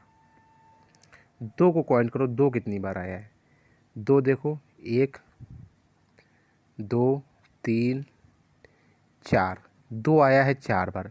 यानी कि 2 और 5 से हमको मतलब है, बाकी कोई संख्या जितनी बार है उससे हमें लेना देना है ही नहीं, क्योंकि हमें शून्य पता करने। और जीरो हमेशा किससे मिलता है, 2 और 5 का मल्टीपल ही हमें जीरो बताता है। तो हमें जोड़ा अगर बनाए, 2 और 5 तो हमारा 7 बार है, लेकिन 2 कितनी बार है, 4 बार। इसका मतलब जोड़े तो 4 ही बनेंगे ना, 2 और 5 के जोड़े कितने बनेंगे, 4। तो इसका मतलब 4 जोड़े बनेंगे, तो जीरो भी कितने मिलेंगे, शून्य भी कितने मिलेंगे, 4 बार शून्य मिलेगा। तो इस क्वेश्चन का आंसर क्या हो जाएगा हमारा, 4 हो जाएगा। लेकिन इसमें शून्यों की संख्या कितनी हो जाएगी, 4 हो जाएगी। तो इस प्रकार के क्वेश्चन इसी टाइप से ही करना चाहिए, ठीक है। 67 नंबर क्वेश्चन तुम्हारा गलत था ये, ठीक है।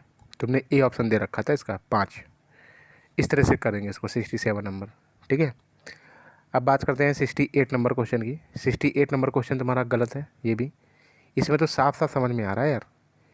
देखो हमें पता है कि 2 और 5 का मल्टीपल ही हमेशा क्या दे देगा, जीरो देगा। 2 × 5 का जो मल्टीपल होता है यही हमें शून्य देता है। अब इस सीरीज को ज़रा ध्यान से देखो, कह रहा है एक ये सीरीज एक अलग दे रखी है और ये एक संख्या अलग दे रखी है, ये अलग अलग संख्या दे रखी है। कह रहा है ये और ये को परस्पर गुणा किया जाए, मतलब ये बीच में गुणा लगा हुआ है, मतलब और की जगह पे गुणा लिखा, मतलब एक से लेकर ये सीरीज लिखी है, 1 से 99 तक की एक सीरीज लिखी है और इंटू में 128 है, ठीक है। तो अगर इन सबको गुणा आपस में किया जाए, इन सबको अगर हम आपस में गुणा करें तो ये बताओ शून्य कितने मिलेंगे, जो शून्य है वो हमें कितने मिलेंगे ये पता करना है। अब ज़रा सीरीज को ध्यान से अगर देखा जाए तो 1 3 5 7, इसके बाद 9 आएगा, इसके बाद हमारा 11 आएगा, यानी कि विषम संख्या की सीरीज लिखी है ये, ठीक है ना। ये जो सीरीज लिखी है हमारी कौन सी लिखी है, विषम संख्या की सीरीज लिखी हुई है। तो इसमें 2 तो इस सीरीज में इसका मतलब 2 तो मिलेगा नहीं हमको, 2 मिलेगा, 2 किसी भी हालत में 1 से लेकर 99 तक की सीरीज में, वो भी विषम संख्या लिखी तो 2 तो हमें नहीं मिलेगा। लेकिन हमें 5 मिलेगा। कहाँ कहाँ 5 मिलेगा, देखो 5 आएगा, इसके बाद 15 आएगा, इसके बाद हमारा 25 मिलेगा, इसके बाद 35 मिलेगा, इसके बाद हमारा 45 मिलेगा, इसके बाद 55 मिलेगा, इसके बाद 65 मिलेगा, 75 मिलेगा, है ना, 85 मिलेगा, 95 मिलेगा। यानी कि जो नंबर हम बोले इन्हीं में तुम्हें 5 मिलेंगे केवल, इसके अलावा किसी भी संख्या में तुम्हें 5 मिलेगा, क्योंकि सारी विषम संख्याएं चल रही हैं। तो ये जो संख्या हमने बोली है अभी, इसी संख्या में तुमको 5 मिलेंगे, नहीं 5 की कमी नहीं है तुम्हारे पास। हमें चाहिए 2, यानी कि पॉइंट हमको 2 करने। 2 कहाँ से मिलेगा तुमको, 2 मिलेगा 128 से। 2 कहाँ से मिलेगा, 128 से मिलेगा। तो 128 में हम पता कर लेते हैं कि 2 कितने हैं हमारे। तो 128 में 2 पता करने के लिए क्या करोगे, 128 के क्या निकाल लोगे, फैक्टर निकाल लो, करो 2 का फैक्टर। 2 × 12, 2 × 4 = 8, फिर से 2 किया 2 तिहाई 6, 2 दूना 4, फिर से 2 का डिवाइड किया तो कितना आ जाएगा 16, फिर से 2 का डिवाइड करोगे तो यहाँ कितना आ जाएगा 8 आ जाएगा, फिर से 2 का डिवाइड करोगे 4 आ जाएगा, फिर से 2 का डिवाइड करोगे 2 आएगा, फिर से डिवाइड करोगे 2 आ जाएगा। कितनी बार आया 2, जरा देखो 1 2 3 4 5 6 7, यानी कि 7 जोड़े हमको मिलेंगे 2 और 5 के, क्योंकि 5 की कमी तो है ही नहीं अपन लोगों के पास, 5 की कमी अपन लोगों के पास तो है ही ना, है क्या 5 की कमी? 5 तो तुमको गिनाई दिए कितने सारे मिल रहे हैं, ठीक है। तो 7 जोड़े मिलेंगे, 2 और 5 का मल्टीपल, यानी कि 7 जोड़े हमको मिलेंगे, ठीक है। तो 7 जोड़े मिलेंगे, 2 और 5 के मल्टीपल के 7 जोड़े मिलेंगे। तो इसका मतलब शून्य भी कितने मिलेंगे हमको? 7 मिलेंगे। तो शून्यों की संख्या बतानी है तो कितने शून्य मिल जाएंगे? 7 शून्य हमारे मिल जाएंगे। तो इसका आंसर क्या हो जाएगा? सी ऑप्शन हो जाएगा, ठीक है। तो 7 शून्य हमको इसमें मिलेंगे। तो ये हमारा था 68 नंबर क्वेश्चन, ठीक है। तो ये 4 क्वेश्चन तुमको नहीं आए थे, 64, 65, 67 और 68 नंबर क्वेश्चन जो तुम्हारे थे, तुमने अटैम्प्ट तो किए लेकिन गलत थे। अब हम वो क्वेश्चन बताने जा रहे हैं जो नंबर सिस्टम के पार्ट 2 में तुमको क्वेश्चन नहीं आए थे, जो तुमने अटैम्प्ट ही नहीं मारे और तुमने दोबारा कोशिश भी नहीं की अटैम्प्ट करने की, ठीक है। तो सबसे पहला नंबर क्वेश्चन है 55 नंबर, 55 नंबर क्वेश्चन देखते हैं क्या है 55 नंबर क्वेश्चन। देखो 55 नंबर जो क्वेश्चन है, कह रहा ये एक सीरीज दे रखी है, 1 2 3 4 5 6 7 8 9 10 ऐसे करके लगातार सीरीज दे रखी है, एक्स तक की सीरीज जा रही तुम्हारी। ये सीरीज कहाँ तक की जा रही? एक्स तक की जा रही। तो ये भी तुमको फॉर्मूला बताया हमने, nn+1/2। तो वही देखो लगातार सीरीज है, तो उसका योगफल निकालने का जो फॉर्मूला होता है वो x+1/2, यानी कि हमने n माना था तो n और n+1/2 होता है। ये होता है अगर लगातार तुम्हारी सीरीज चल रही है तो उसका योगफल निकालने का तुम्हारा ये फॉर्मूला होता है। तो ये तो हमारी लगातार सीरीज चल रही है, 1 2 3 4 5 6 7 8 9 यानी प्राकृतिक संख्याएं चल रही हैं। लेकिन हमसे क्या निकलवाना चाह रहा है वो? हमसे निकलवाना चाह रहा है विषम संख्याओं का योगफल निकलवाना चाह रहा है। क्या निकलवाना चाह रहा है? विषम संख्याओं का योगफल निकलवाना चाह रहा है। तो ये बात याद रखना, नोट करके लिख लो फॉर्मूले बेस पे, ठीक है, कि विषम संख्याओं का योगफल क्या होता है। कोई भी अगर संख्या मान लो दे रखी है, इसके बाद 1 2 3 लगातार, वो भी 1 से चालू होनी चाहिए विषम संख्या है, ठीक है, सॉरी 1 2 नहीं आएगा, 1 इसके बाद 3 इसके बाद 5 इसके बाद 7, इस तरह से विषम संख्याएं चल रही हैं। तो विषम संख्या निकालने का जो योगफल होता है, नहीं विषम संख्याएं जो चलती है उनका योगफल क्या होता है? x² होता है। अब x क्या है? जितने नंबर ऑफ टर्म है, जितने तुम्हारे नंबर ऑफ टर्म है वो होता है x, ठीक है। तो इसका आंसर क्या हो जाएगा? x² हो जाएगा हमारा। क्या हो जाएगा? x² हो जाएगा, ठीक है। तो हमारा x² हो जाएगा। x क्या है? Number of term. x क्या है? नंबर ऑफ टर्म है, कितने टर्म हैं हमारे, ठीक है। यानी कि कुल मिला के 1 से 99 तक की लिखी, इसका मतलब यही तो 1 से 100 तक की बीच में संख्याएं लिखी विषम संख्याएं। तो 1 से 100 तक की संख्याओं में 50 हमारी सम संख्या होती है और 50 हमारी विषम संख्या होती है, ठीक है। 1 से 100 तक के में 50 हमारी सम संख्या होती हैं और 50 हमारी विषम संख्या होती है। तो 1 से 100 तक की में हमारी नंबर ऑफ टर्म कितनी विषम संख्याएं मिलेंगी? 1 से 100 तक के में विषम संख्या हमारी मिलेंगी 50, तो 50 विषम संख्या मिलेंगी, ठीक है। कितनी संख्या मिलेंगी? 50 मिलेंगी। तो x² विषम संख्याओं का योगफल क्या होता है? x²। कितनी विषम संख्या है? 50, तो 50 का होल स्क्वायर, 50 का होल स्क्वायर नहीं 2500। तो इसका आंसर क्या हो जाएगा? 2500 आंसर हो जाएगा, यानी कि हमारा बी ऑप्शन इसका राइट हो जाएगा, ठीक है। तो ये सब चीज़ें याद रखना, लगातार चलनी चाहिए। मतलब ये 20 से अगर मान लो अगर यही संख्या अगर होती कि तुम्हारी यहाँ चालू होती मान लो 41, इसके बाद 43, इसके बाद तुम्हारा 45, इस तरह से चलता, तब हम समांतर श्रेणी वाले फॉर्मूले लगाते, तब हमारा इस तरीके से नहीं चलता। ये फॉर्मूला तभी काम करेगा जब हमारी संख्या 1 से ही चालू रहेगी, 1 इसके बाद 3 इसके बाद 5, तभी हमारा काम करेगा। 1 से चालू होना चाहिए, ठीक है। अब कितने टर्म है वो बीच में जितने हो वो हिसाब से निकल सकता है। मान लो कि 50 ना संख्या होगी, 20 संख्या होगी, तब 20 का होल स्क्वायर करेंगे 400 नहीं, उसका योगफल 400 हो जाएगा, ठीक है। तो ये जिस हिसाब से क्वेश्चन आते जाएंगे उस हिसाब से तुम्हें सब चीज़ें पता चलती रहेंगी, ठीक है। तो अभी तो फिलहाल भी मनीष सर अपनी पूरी बुक सॉल्व कराएंगे नंबर सिस्टम, तब उसमें देख लेना कायदे से, सही सी चीज़ें एक बार पढ़ लो, बिल्कुल कायदे से पढ़ लो। बस अब इन्हीं का रिवाइज करो मैथ में, मतलब बोल मैथ मैं कहीं नहीं जाएगी। एसएससी का पेपर देना नहीं तुमको, सीजीएल लेवल के सारे लो लेवल के पेपर देने आराम से, बिल्कुल मैथ बिल्कुल जिस हिसाब से तुम मैथ के कठिन कठिन क्वेश्चन लगा रहे हो ना, ठीक है। हमें तो विश्वास ही नहीं था कि तुम इतने कठिन कठिन क्वेश्चन लगा लोगे, लेकिन तुम्हारे तुच्छे क्वेश्चन गलत हो जाते हैं। अच्छे अच्छे क्वेश्चन तुमने लगा डाले लेकिन तुच्छे क्वेश्चन रेशियो में गलत कर रखे हो, ठीक है, और छोड़ भी रखे हैं तुच्छे वाले क्वेश्चन। जिसमें उम्मीद होती है कि वो छोड़ना चाहिए वो क्वेश्चन नहीं छोड़ते हो। अब देखो 55 नंबर क्वेश्चन हो गया। 55 नंबर के बाद 70 नंबर क्वेश्चन तुमने अटैम्प्ट ही नहीं किया। 70 नंबर क्वेश्चन देखते हैं क्या बता रहा है 70 नंबर क्वेश्चन। 70 नंबर क्वेश्चन कह रहा है कि किसी भी 3 लगातार प्राकृतिक संख्याओं के गुणनफल को विभाजित करने वाली बड़ी से बड़ी संख्या बतानी है। ठीक है, अब ये जो क्वेश्चन होते हैं ना, जैसे 70 नंबर क्वेश्चन है अपन लोगों का, तो इस प्रकार के जो क्वेश्चन होते हैं वो क्वेश्चन जो होते हैं कि ये किसी चैप्टर से रिलेटेड है ही नहीं क्वेश्चन। ठीक है, जो 70 नंबर क्वेश्चन है ये किसी भी चैप्टर से रिलेटेड क्वेश्चन है ही नहीं, ये तुम्हारे दिमाग का टेस्ट है। साइको टेस्ट होता है ना, वैसे ये तुम्हारे दिमाग का टेस्ट लिया जा रहा है कि तुम्हारा दिमाग कितना तेज काम कर रहा है। ठीक है, ये क्वेश्चन जैसा बोल रहा है वैसा करते जाओ, जैसा बोल रहा है वैसा करते जाओ, तुम्हारा आंसर ऑटोमेटिक निकल आएगा। ठीक है ना। देखो कह रहा है कि किसी भी 3 लगातार प्राकृतिक संख्याएं, तो प्राकृतिक संख्याएं कहाँ से चालू होती हैं? प्राकृतिक संख्याएं जो होती हैं हमारी वो 1 से चालू होती हैं, 1 2 3 4 5 ऐसे, तो ये होती है हमारी प्राकृतिक संख्याएं। ठीक है, वो भी क्या करा है, लगातार होनी चाहिए, प्राकृतिक संख्या लगातार होती है, 1 के बाद 2 आता है, 2 के बाद 3, 3 के बाद 4, 4 के बाद 5, इस हिसाब से आता है हमारा। तो कह रहा है किसी भी 3 लगातार प्राकृतिक संख्याओं के गुणनफल को, यानी कि गुणा कराना है उस काम को विभाजित करने वाली बड़ी से बड़ी संख्या कौन सी, ये हमको बताना है।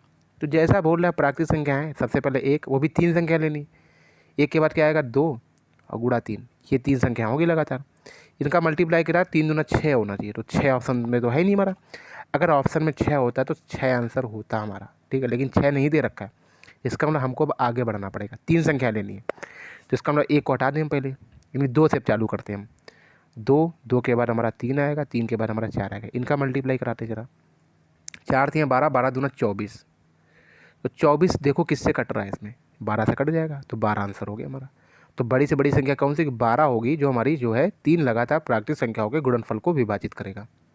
ठीक है, ये इस प्रकार से क्वेश्चन निकलते हैं, जैसा बोल रहा है वैसा करते जाओ बस। अगर यही ऑप्शन में अगर कहीं 6 लिखा होता ना, तो हमारा आंसर पहले आ गया था 6, तो 6 हमारा आंसर होता अगर ऑप्शन में 6 होता तो। लेकिन ऑप्शन में 6 नहीं था तो हमने 1 को हटाया, इसके बाद 2, 2 के बाद 3, 3 के बाद 4, क्योंकि हमें लगातार चाहिए थी संख्याएँ, वो भी कौन सी, प्राकृतिक। तो हमारा 24 आ गया, 24 का डिवाइड देखते हैं किससे जाता है, तो 12 से जो है 24 में डिवाइड चला जाएगा, तो 12 आंसर हो जाएगा हमारा 70 नंबर। ठीक है, चलो अब बात करते हैं 72 नंबर क्वेश्चन की। 72 नंबर क्वेश्चन जो है तुमने अटैम्प्ट नहीं किया, देखते हैं जरा क्या कह रहा है। कह रहा है कि संख्या पद्धति में 4 अंकों की कुल संख्याएं कितनी है। संख्या पद्धति में 4 अंकों की कुल संख्या बतानी, कितनी है टोटल। देखो 72 नंबर क्वेश्चन बताने से पहले हम कुछ एक चीज़ बताना चाहेंगे, जिस हिसाब से हम लोग रीजनिंग में पंक्ति में कितने लोग बैठे हैं इस हिसाब से लगाते तो क्वेश्चन, तो उसमें क्या करते थे, जैसे टोटल संख्या निकालनी पड़ती थी, तो इसमें क्या है, एक व्यक्ति की 2 बार कंडीशन जुड़ जाती थी, एक व्यक्ति की 2 बार कंडीशन जुड़ जाती थी, तो उसमें क्या होता है, टोटल बराबर क्या होता है, लेफ्ट प्लस का राइट माइनस का 1 होता था, तब हमारी टोटल संख्या निकलती थी, इस हिसाब से रीजनिंग में निकालते थे। वही नियम कुछ यहाँ पे भी लागू हो रहा है। ठीक है, कुछ ज़रा एक एग्जांपल दे के बताते हैं। जैसे कि हमारा 1 प्लस का 2 प्लस का 3 प्लस का 4 प्लस का 5 प्लस का 6 प्लस का 7 प्लस का 8, हमें पता है कि यहाँ पे नंबर ऑफ़ टर्म कितने हैं, 8 टर्म है। नंबर ऑफ़ टर्म कितने हैं, पदों की संख्या कितनी, 8। ठीक है, पदों की संख्या है 8, पदों की संख्या कितनी है, 8 है। ठीक है, तो देखो ज़रा हम अगर बोलें, जैसे हमारे 1 2 3 4 5 6 7 और 8 ये संख्या लिखी हुई है, हम कहते हैं नंबर ऑफ़ टर्म कितने हैं इसमें, नंबर ऑफ़ टर्म 8 है। अगर हम इसमें निकालना चाहें तो क्या कैसे निकालेंगे, 8 माइनस का 1 बराबर में 7 टर्म निकल के आ रहे हैं। इसका मतलब क्या मालूम है, हमने इसमें एक छोड़ रखा है, यानी कि हमको बाद में एक जोड़ना पड़ेगा।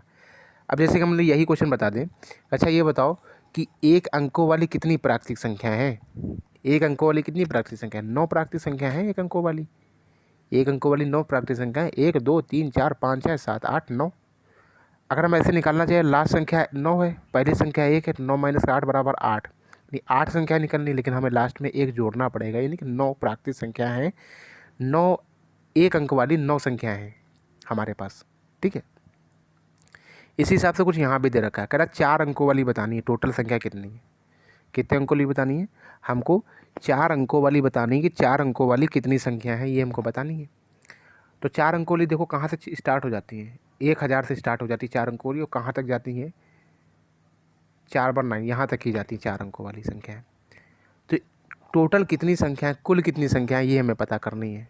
कुल कितनी संख्या है हमको ये मालूम करना है। देखो इस हिसाब से जो भी क्वेश्चन आता है सबसे पहले छोटी क्वेश्चन की वैल्यू रख के अपने अपने हिसाब से छोटा एग्जाम्पल सोचो, उसको सॉल्व करो, और कॉन्सेप्ट अपने दिमाग में आ जाता है अपने आप। ठीक है, ये कॉन्सेप्ट कहीं भी बुक में नहीं लिखे हुए, समझ लो, ये सब अपने दिमाग में बनाने पड़ते हैं। अब जैसे ये 1000 से लेकर 4 1 तक चले गए।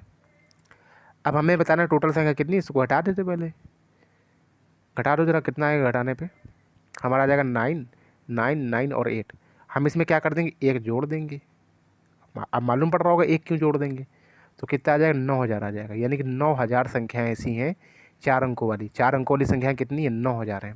संख्या पद्धति में 4 अंकों की कितनी संख्याएँ हैं, टोटल 9000 संख्याएँ हैं।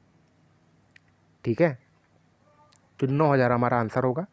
9000 किसी ऑप्शन में नहीं, तो इसका आंसर तो डी हो जाएगा फिलहाल 72 का, लेकिन आंसर 9 है। ठीक है, तो ये तो हमारा हो गया बेसिक तरीका हो गया किस तरह से करना। देखो इसका एक फॉर्मूला भी होता है। क्या फॉर्मूला होता है, जब कुल संख्याएं निकालनी हो, जब भी पूछे कुल संख्या निकालनी, 3 अंकों की संख्या कितनी है, 2 अंकों की संख्या कितनी, इस हिसाब से जब भी निकालनी हो, तो इसका फॉर्मूला होता है 9 × 10⁻⁻⁻1। ये होता है फॉर्मूला। हमको 4 अंकों की पता करनी, तो n का मान हो जाएगा 4।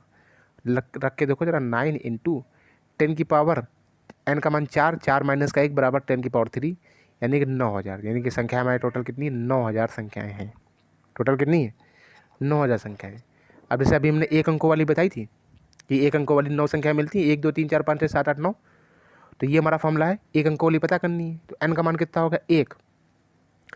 तो 9 × 10⁻1 - 1 यानी 0, 10⁻0 किसी की भी पावर 0 होता है, उसका मान कितना होता है, 1 होता है। तो 9 × 1 यानी कितनी, 9 संख्या। 1 अंकों वाली टोटल कितनी संख्या पद्धति में अपनी संख्या है, 9 संख्या है। ठीक है, तो ये 72 नंबर तुम्हारा क्वेश्चन हो गया। ठीक है, तो 72 नंबर क्वेश्चन हो गया। अब हम बात करते हैं 89 नंबर क्वेश्चन की। 89 नंबर क्वेश्चन भी नहीं आया तुमको। देखो 89 नंबर जो क्वेश्चन है, तुम्हें लगा होगा कि ये सीरीज से हल करेंगे हम, है ना। तो इस सीरीज का क्वेश्चन है ही नहीं है, ये सिंपल क्वेश्चन है, बिल्कुल सिंपल क्वेश्चन है। देखो कैसे, 3 दूना 6, इसका मल्टीप्लाई कराओगे क्या आ जाएगा, 6 आ जाएगा। तो इसको क्या लिख लेंगे, 1/6 प्लस का, इसमें मल्टीप्लाई करो, 4 3 12 दूना 24, 1/24 प्लस का, इसमें मल्टीप्लाई 5 चौका 20 और 20 3 60, तो कितना हो जाएगा 60, 1/60 हो जाएगा। प्लस इसी प्रकार से 6 5 30 और 30 चौके 120, 120 हो जाएगा। अब इनका एलसीएम ले लो, 6 24 60 और 120 का एलसीएम ले लो, कितना आ जाएगा। ठीक है, तो एलसीएम लेते ज़रा, देखो कितना आ जाएगा, 6 24 60 और 120 का एलसीएम ले लो। 6 से काटो जरा, 6 कम 6 6 चौके 24, 6 कम 6 0। हम फिलहाल अपनी रफ कॉपी में निकाल रहे हैं। ठीक है, अपने हिसाब से तुम एलसीएम तो निकाल ही सकते हो ना।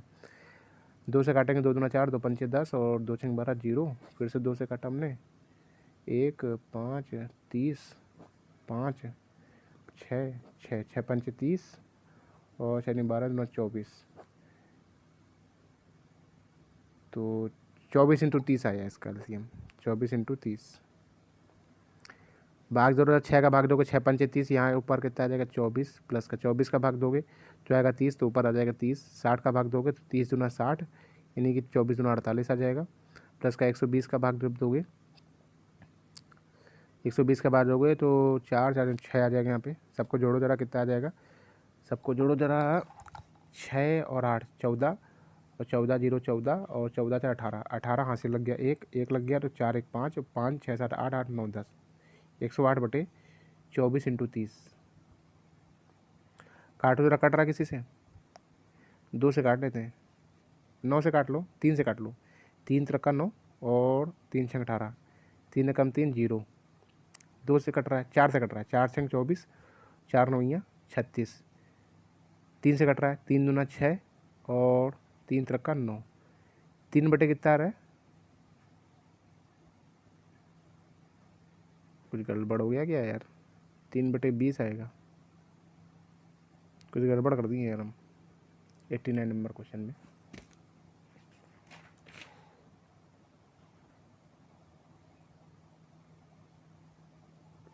सात पर आएगा, ठीक है, इसका एलसीएम आएगा 120 यार। ठीक है, इसका एलसीएम कितना आएगा, 120 आ जाएगा। ठीक है, इस हिसाब से हल करोगे तो 7/30 इसका आंसर आ जाएगा। कितना आ जाएगा, 7/30 आएगा इसका आंसर। ठीक है, ये ऑप्शन आ जाएगा। ठीक है, एलसीएम हमने गलत ले लिया था, तो एलसीएम इसका 120 ही आएगा। ठीक है, तो 120 हल के वैसे जैसे हल करोगे वैसे ही हल करोगे, 7/30 आंसर आ जाएगा। ठीक है, चलो ये था हमारा 89 नंबर क्वेश्चन। अब बात करते हैं 94 नंबर क्वेश्चन। ठीक है, 94 नंबर क्वेश्चन की बात करते हैं। देखो 94 नंबर क्वेश्चन क्या कह रहा है। देखो 94 नंबर क्वेश्चन तो बिल्कुल छोटी क्लास का क्वेश्चन है। भाग दे के बताना है कि इसको अगर इससे भाग देंगे तो शेषफल हमारा क्या बचेगा। देखो जरा, x⁻³ माइनस का 1 का भाग, इसको भाग देना है किसमें, x⁻9 - 3 में भाग देना है। दो जरा भाग। अब जरा देखो, हम इसमें मल्टीप्लाई कराएं, हमें x⁻9 चाहिए। यहाँ पे हमें कितने को मल्टीप्लाई कराना पड़ेगा, यहाँ ये x⁻1 है ना। ठीक है, देखो ये हमारा क्वेश्चन है, इस हिसाब से डिवाइड करना है। ठीक है, इसको डिवाइड करने का क्या तरीका होता है, ध्यान से समझो जरा। ठीक है, ये छोटी क्लासों में बहुत क्वेश्चन मिलते हैं यार, कक्षा 7 और 8 में। ठीक है, तो हमको क्या बनाना है, देखो यहाँ पे क्या बनाना है, हमको यहाँ पे x⁻9 बनाना है। हमें x⁻9 बनाना है। यहाँ पे क्या है, x⁻3 है। और गुणा में घातें क्या होती है, जुड़ती हैं। यानी कि हम x⁻6 का मल्टीप्लाई अगर कराएं, x⁻6 से अगर मल्टीप्लाई कराएं तो देखो x⁻3 है और इंटू x⁻6 है, तो इसको जब गुणा में घाते जोड़ते हो तो x⁻9 हो जाएगा हमारा। 6 3 और 6 जुड़ जाएगा तो हमारा 9 हो जाएगा। ठीक है, तो यानी कि हम क्या करेंगे, इसको कितनी बार करेंगे, x⁻6 यानी कि हमारा कितनी बार जाएगा, x⁻6 टाइम इसको करेंगे। तो x⁻6 का जब इसके साथ मल्टीप्लाई होगा तो क्या बन जाएगा, x⁻, बन जाएगा 9, बन जाएगा 9 माइनस ये माइनस ये रहा है, मतलब कुल मिला के ऐसे कर रहे हैं, x⁻−3 इसको गुणा करा रहे हैं x⁻6 से, x⁻6 बढ़ गया है। ठीक है, तो इसका गुणा जब इसके साथ कराया तो x⁻9 आ गया, और जब गुणा इसको इसके साथ कराओगे तो क्या आएगा, माइनस का x⁻6 आ जाएगा। ठीक है, तो जब इसको इसके साथ कराओगे तो क्या आएगा, माइनस का x⁻6 आ जाएगा। आ जाएगा, हल करो जरा इसको। ये प्लस है तो ये माइनस हो जाएगा, ये माइनस है तो ये क्या हो जाएगा, प्लस। तो ये आपस में क्या हो जाएगा, कैंसिल आउट हो जाएगा। तो हमारा क्या बचेगा, सबसे पहले प्लस वाला नोट करेंगे, x⁻6 माइनस का 3, ये बचा है हमारा। अब हमें बनाना है यहाँ पे, क्या बनाना है, अब हमको बनाना है यहाँ पे x⁻6 बनाना है। क्या बनाना है, x⁻6 बनाना है हमको यहाँ पे। ठीक है, x की पावर कितनी बनानी, 6 बनानी है। तो x⁻6 बनाने की मतलब हम कितने का मल्टीप्लाई कराएं, x⁻3 का मल्टीप्लाई कराएं। तो प्लस x⁻3 से हम मल्टीप्लाई कराते हैं। जरा कराओ जरा, x⁻3 का जब मल्टीप्लाई इसके साथ कराएंगे तो क्या आ जाएगा, x⁻3 इंटू x⁻3 x⁻6, और जब x⁻3 का जब इसके साथ कराओगे मल्टीप्लाई तो क्या होगा, माइनस का x⁻3 आ जाएगा। इतनी चीज़ क्लियर है। तो देखो जरा, तो यहाँ पे क्या आ जाएगा, x⁻6 आ जाएगा और माइनस का x⁻3 आ जाएगा। हल करो जरा इसको, प्लस है तो माइनस हो जाएगा, माइनस है तो प्लस हो जाएगा, ये आपस में कैंसिल आउट हो जाएगा। क्या बचा है यहाँ पे बचा है तुम्हारा x की पावर, यहाँ पे लिखे दे रहे हैं हम यहाँ पे, तो x⁻3 और माइनस का 3, ये बचा है। अब हम कितने गुणा करा लें, x⁻3 है ही हमारे पास और यहाँ पे x⁻3 चाहिए, तो हम +1 का गुणा करा लें, यानी +1 बार जाएगा, +1 बार जाएगा। जब इसका मल्टीप्लाई कराओगे तो यहाँ पे क्या मिल जाएगा तुमको, जरा देखो। जब इसका मल्टीप्लाई कराओगे तो यहाँ पे क्या मिल जाएगा, x⁻3 -1, ये मिलेगा। हल करो जरा इसको, प्लस है तो माइनस हो जाएगा, माइनस है तो प्लस हो जाएगा, ये आपस में क्या हो जाएगा, कैंसिल आउट हो जाएगा। ये हम तब तक करते रहेंगे जब तक कि x हमारा पूरा गायब नहीं हो जाता। अब पूरा गायब हो गया, अब हमारा क्या बचा है, ये प्लस का 1 बचा है और ऊपर से माइनस का 3 बचा है। तो प्लस का 1 और माइनस 3 जब इसको हल करोगे क्या आ जाएगा, माइनस का 2, यानी कि शेषफल कितना बचा है हमारा, माइनस का 2 बचा है शेषफल कितना बचा है, माइनस का 2 बचा हुआ है। ठीक है, तो इसका आंसर क्या हो जाएगा, माइनस का 2, यानी कि शेषफल हमारा कितना बचेगा, शेषफल हमारा जो है माइनस का 2 बचेगा। माइनस का 2 आंसर है, मतलब कि बी ऑप्शन हमारा राइट है इसमें। ठीक है, बी ऑप्शन हमारा क्या है, बिल्कुल राइट है। ठीक है, ये था हमारा 94 नंबर क्वेश्चन। तो पार्ट 2 नंबर सिस्टम का ख़त्म कर दिया है। ठीक है, तो तुम्हारी प्रॉब्लम किसकी सॉल्व होगी, रेशियो की पूरी प्रॉब्लम सॉल्व हो गई। रेशियो में 4 क्वेश्चन हमको बताने, ठीक है, वो हमको बता देंगे नेक्स्ट वाली वीडियो में। अब नंबर सिस्टम की 3 वीडियो तुमको दी थी, 3 वीडियो में से 2 वीडियो पार्ट 1 और पार्ट 2 की तुम्हें प्रॉब्लम और जो तुम्हारे क्वेश्चन गलत थे और जो तुमने छोड़े थे वो सब बता दिया मैंने। अब पार्ट 3 में तुमने क्वेश्चन अटैम्प्ट किए 125 तक के अटैम्प्ट किए, तुमने बोला तो इसके आगे अटैम्प्ट करेंगे, तो उसके आंसर कमेंट कर दोगे, उसके बाद जो क्वेश्चन तुमको नहीं आएंगे वो सब हम लगातार बता देंगे। तो पार्ट नेक्स्ट वीडियो जो तुमको बनाएंगे नंबर सिस्टम की पार्ट 3 और रेशियो के जो 4 क्वेश्चन रह गए हैं, ठीक है, वो क्वेश्चन बता के पार्ट 2 वीडियो बना देंगे, तो दोनों चैप्टर्स की वीडियोस खत्म हो जाएंगी। ठीक है, चलो तो भाई ये वीडियो यहीं तक रखते हैं, तो इसको लगा लेना बाकायदा, और अगर इसमें भी अगर कोई क्वेश्चन तुम्हें समझ में ना आया हो तो कमेंट बॉक्स कर देना, उसको हम दोबारा नेक्स्ट वाली वीडियो में इंक्लूड कर देंगे। ठीक है, चलो बाय।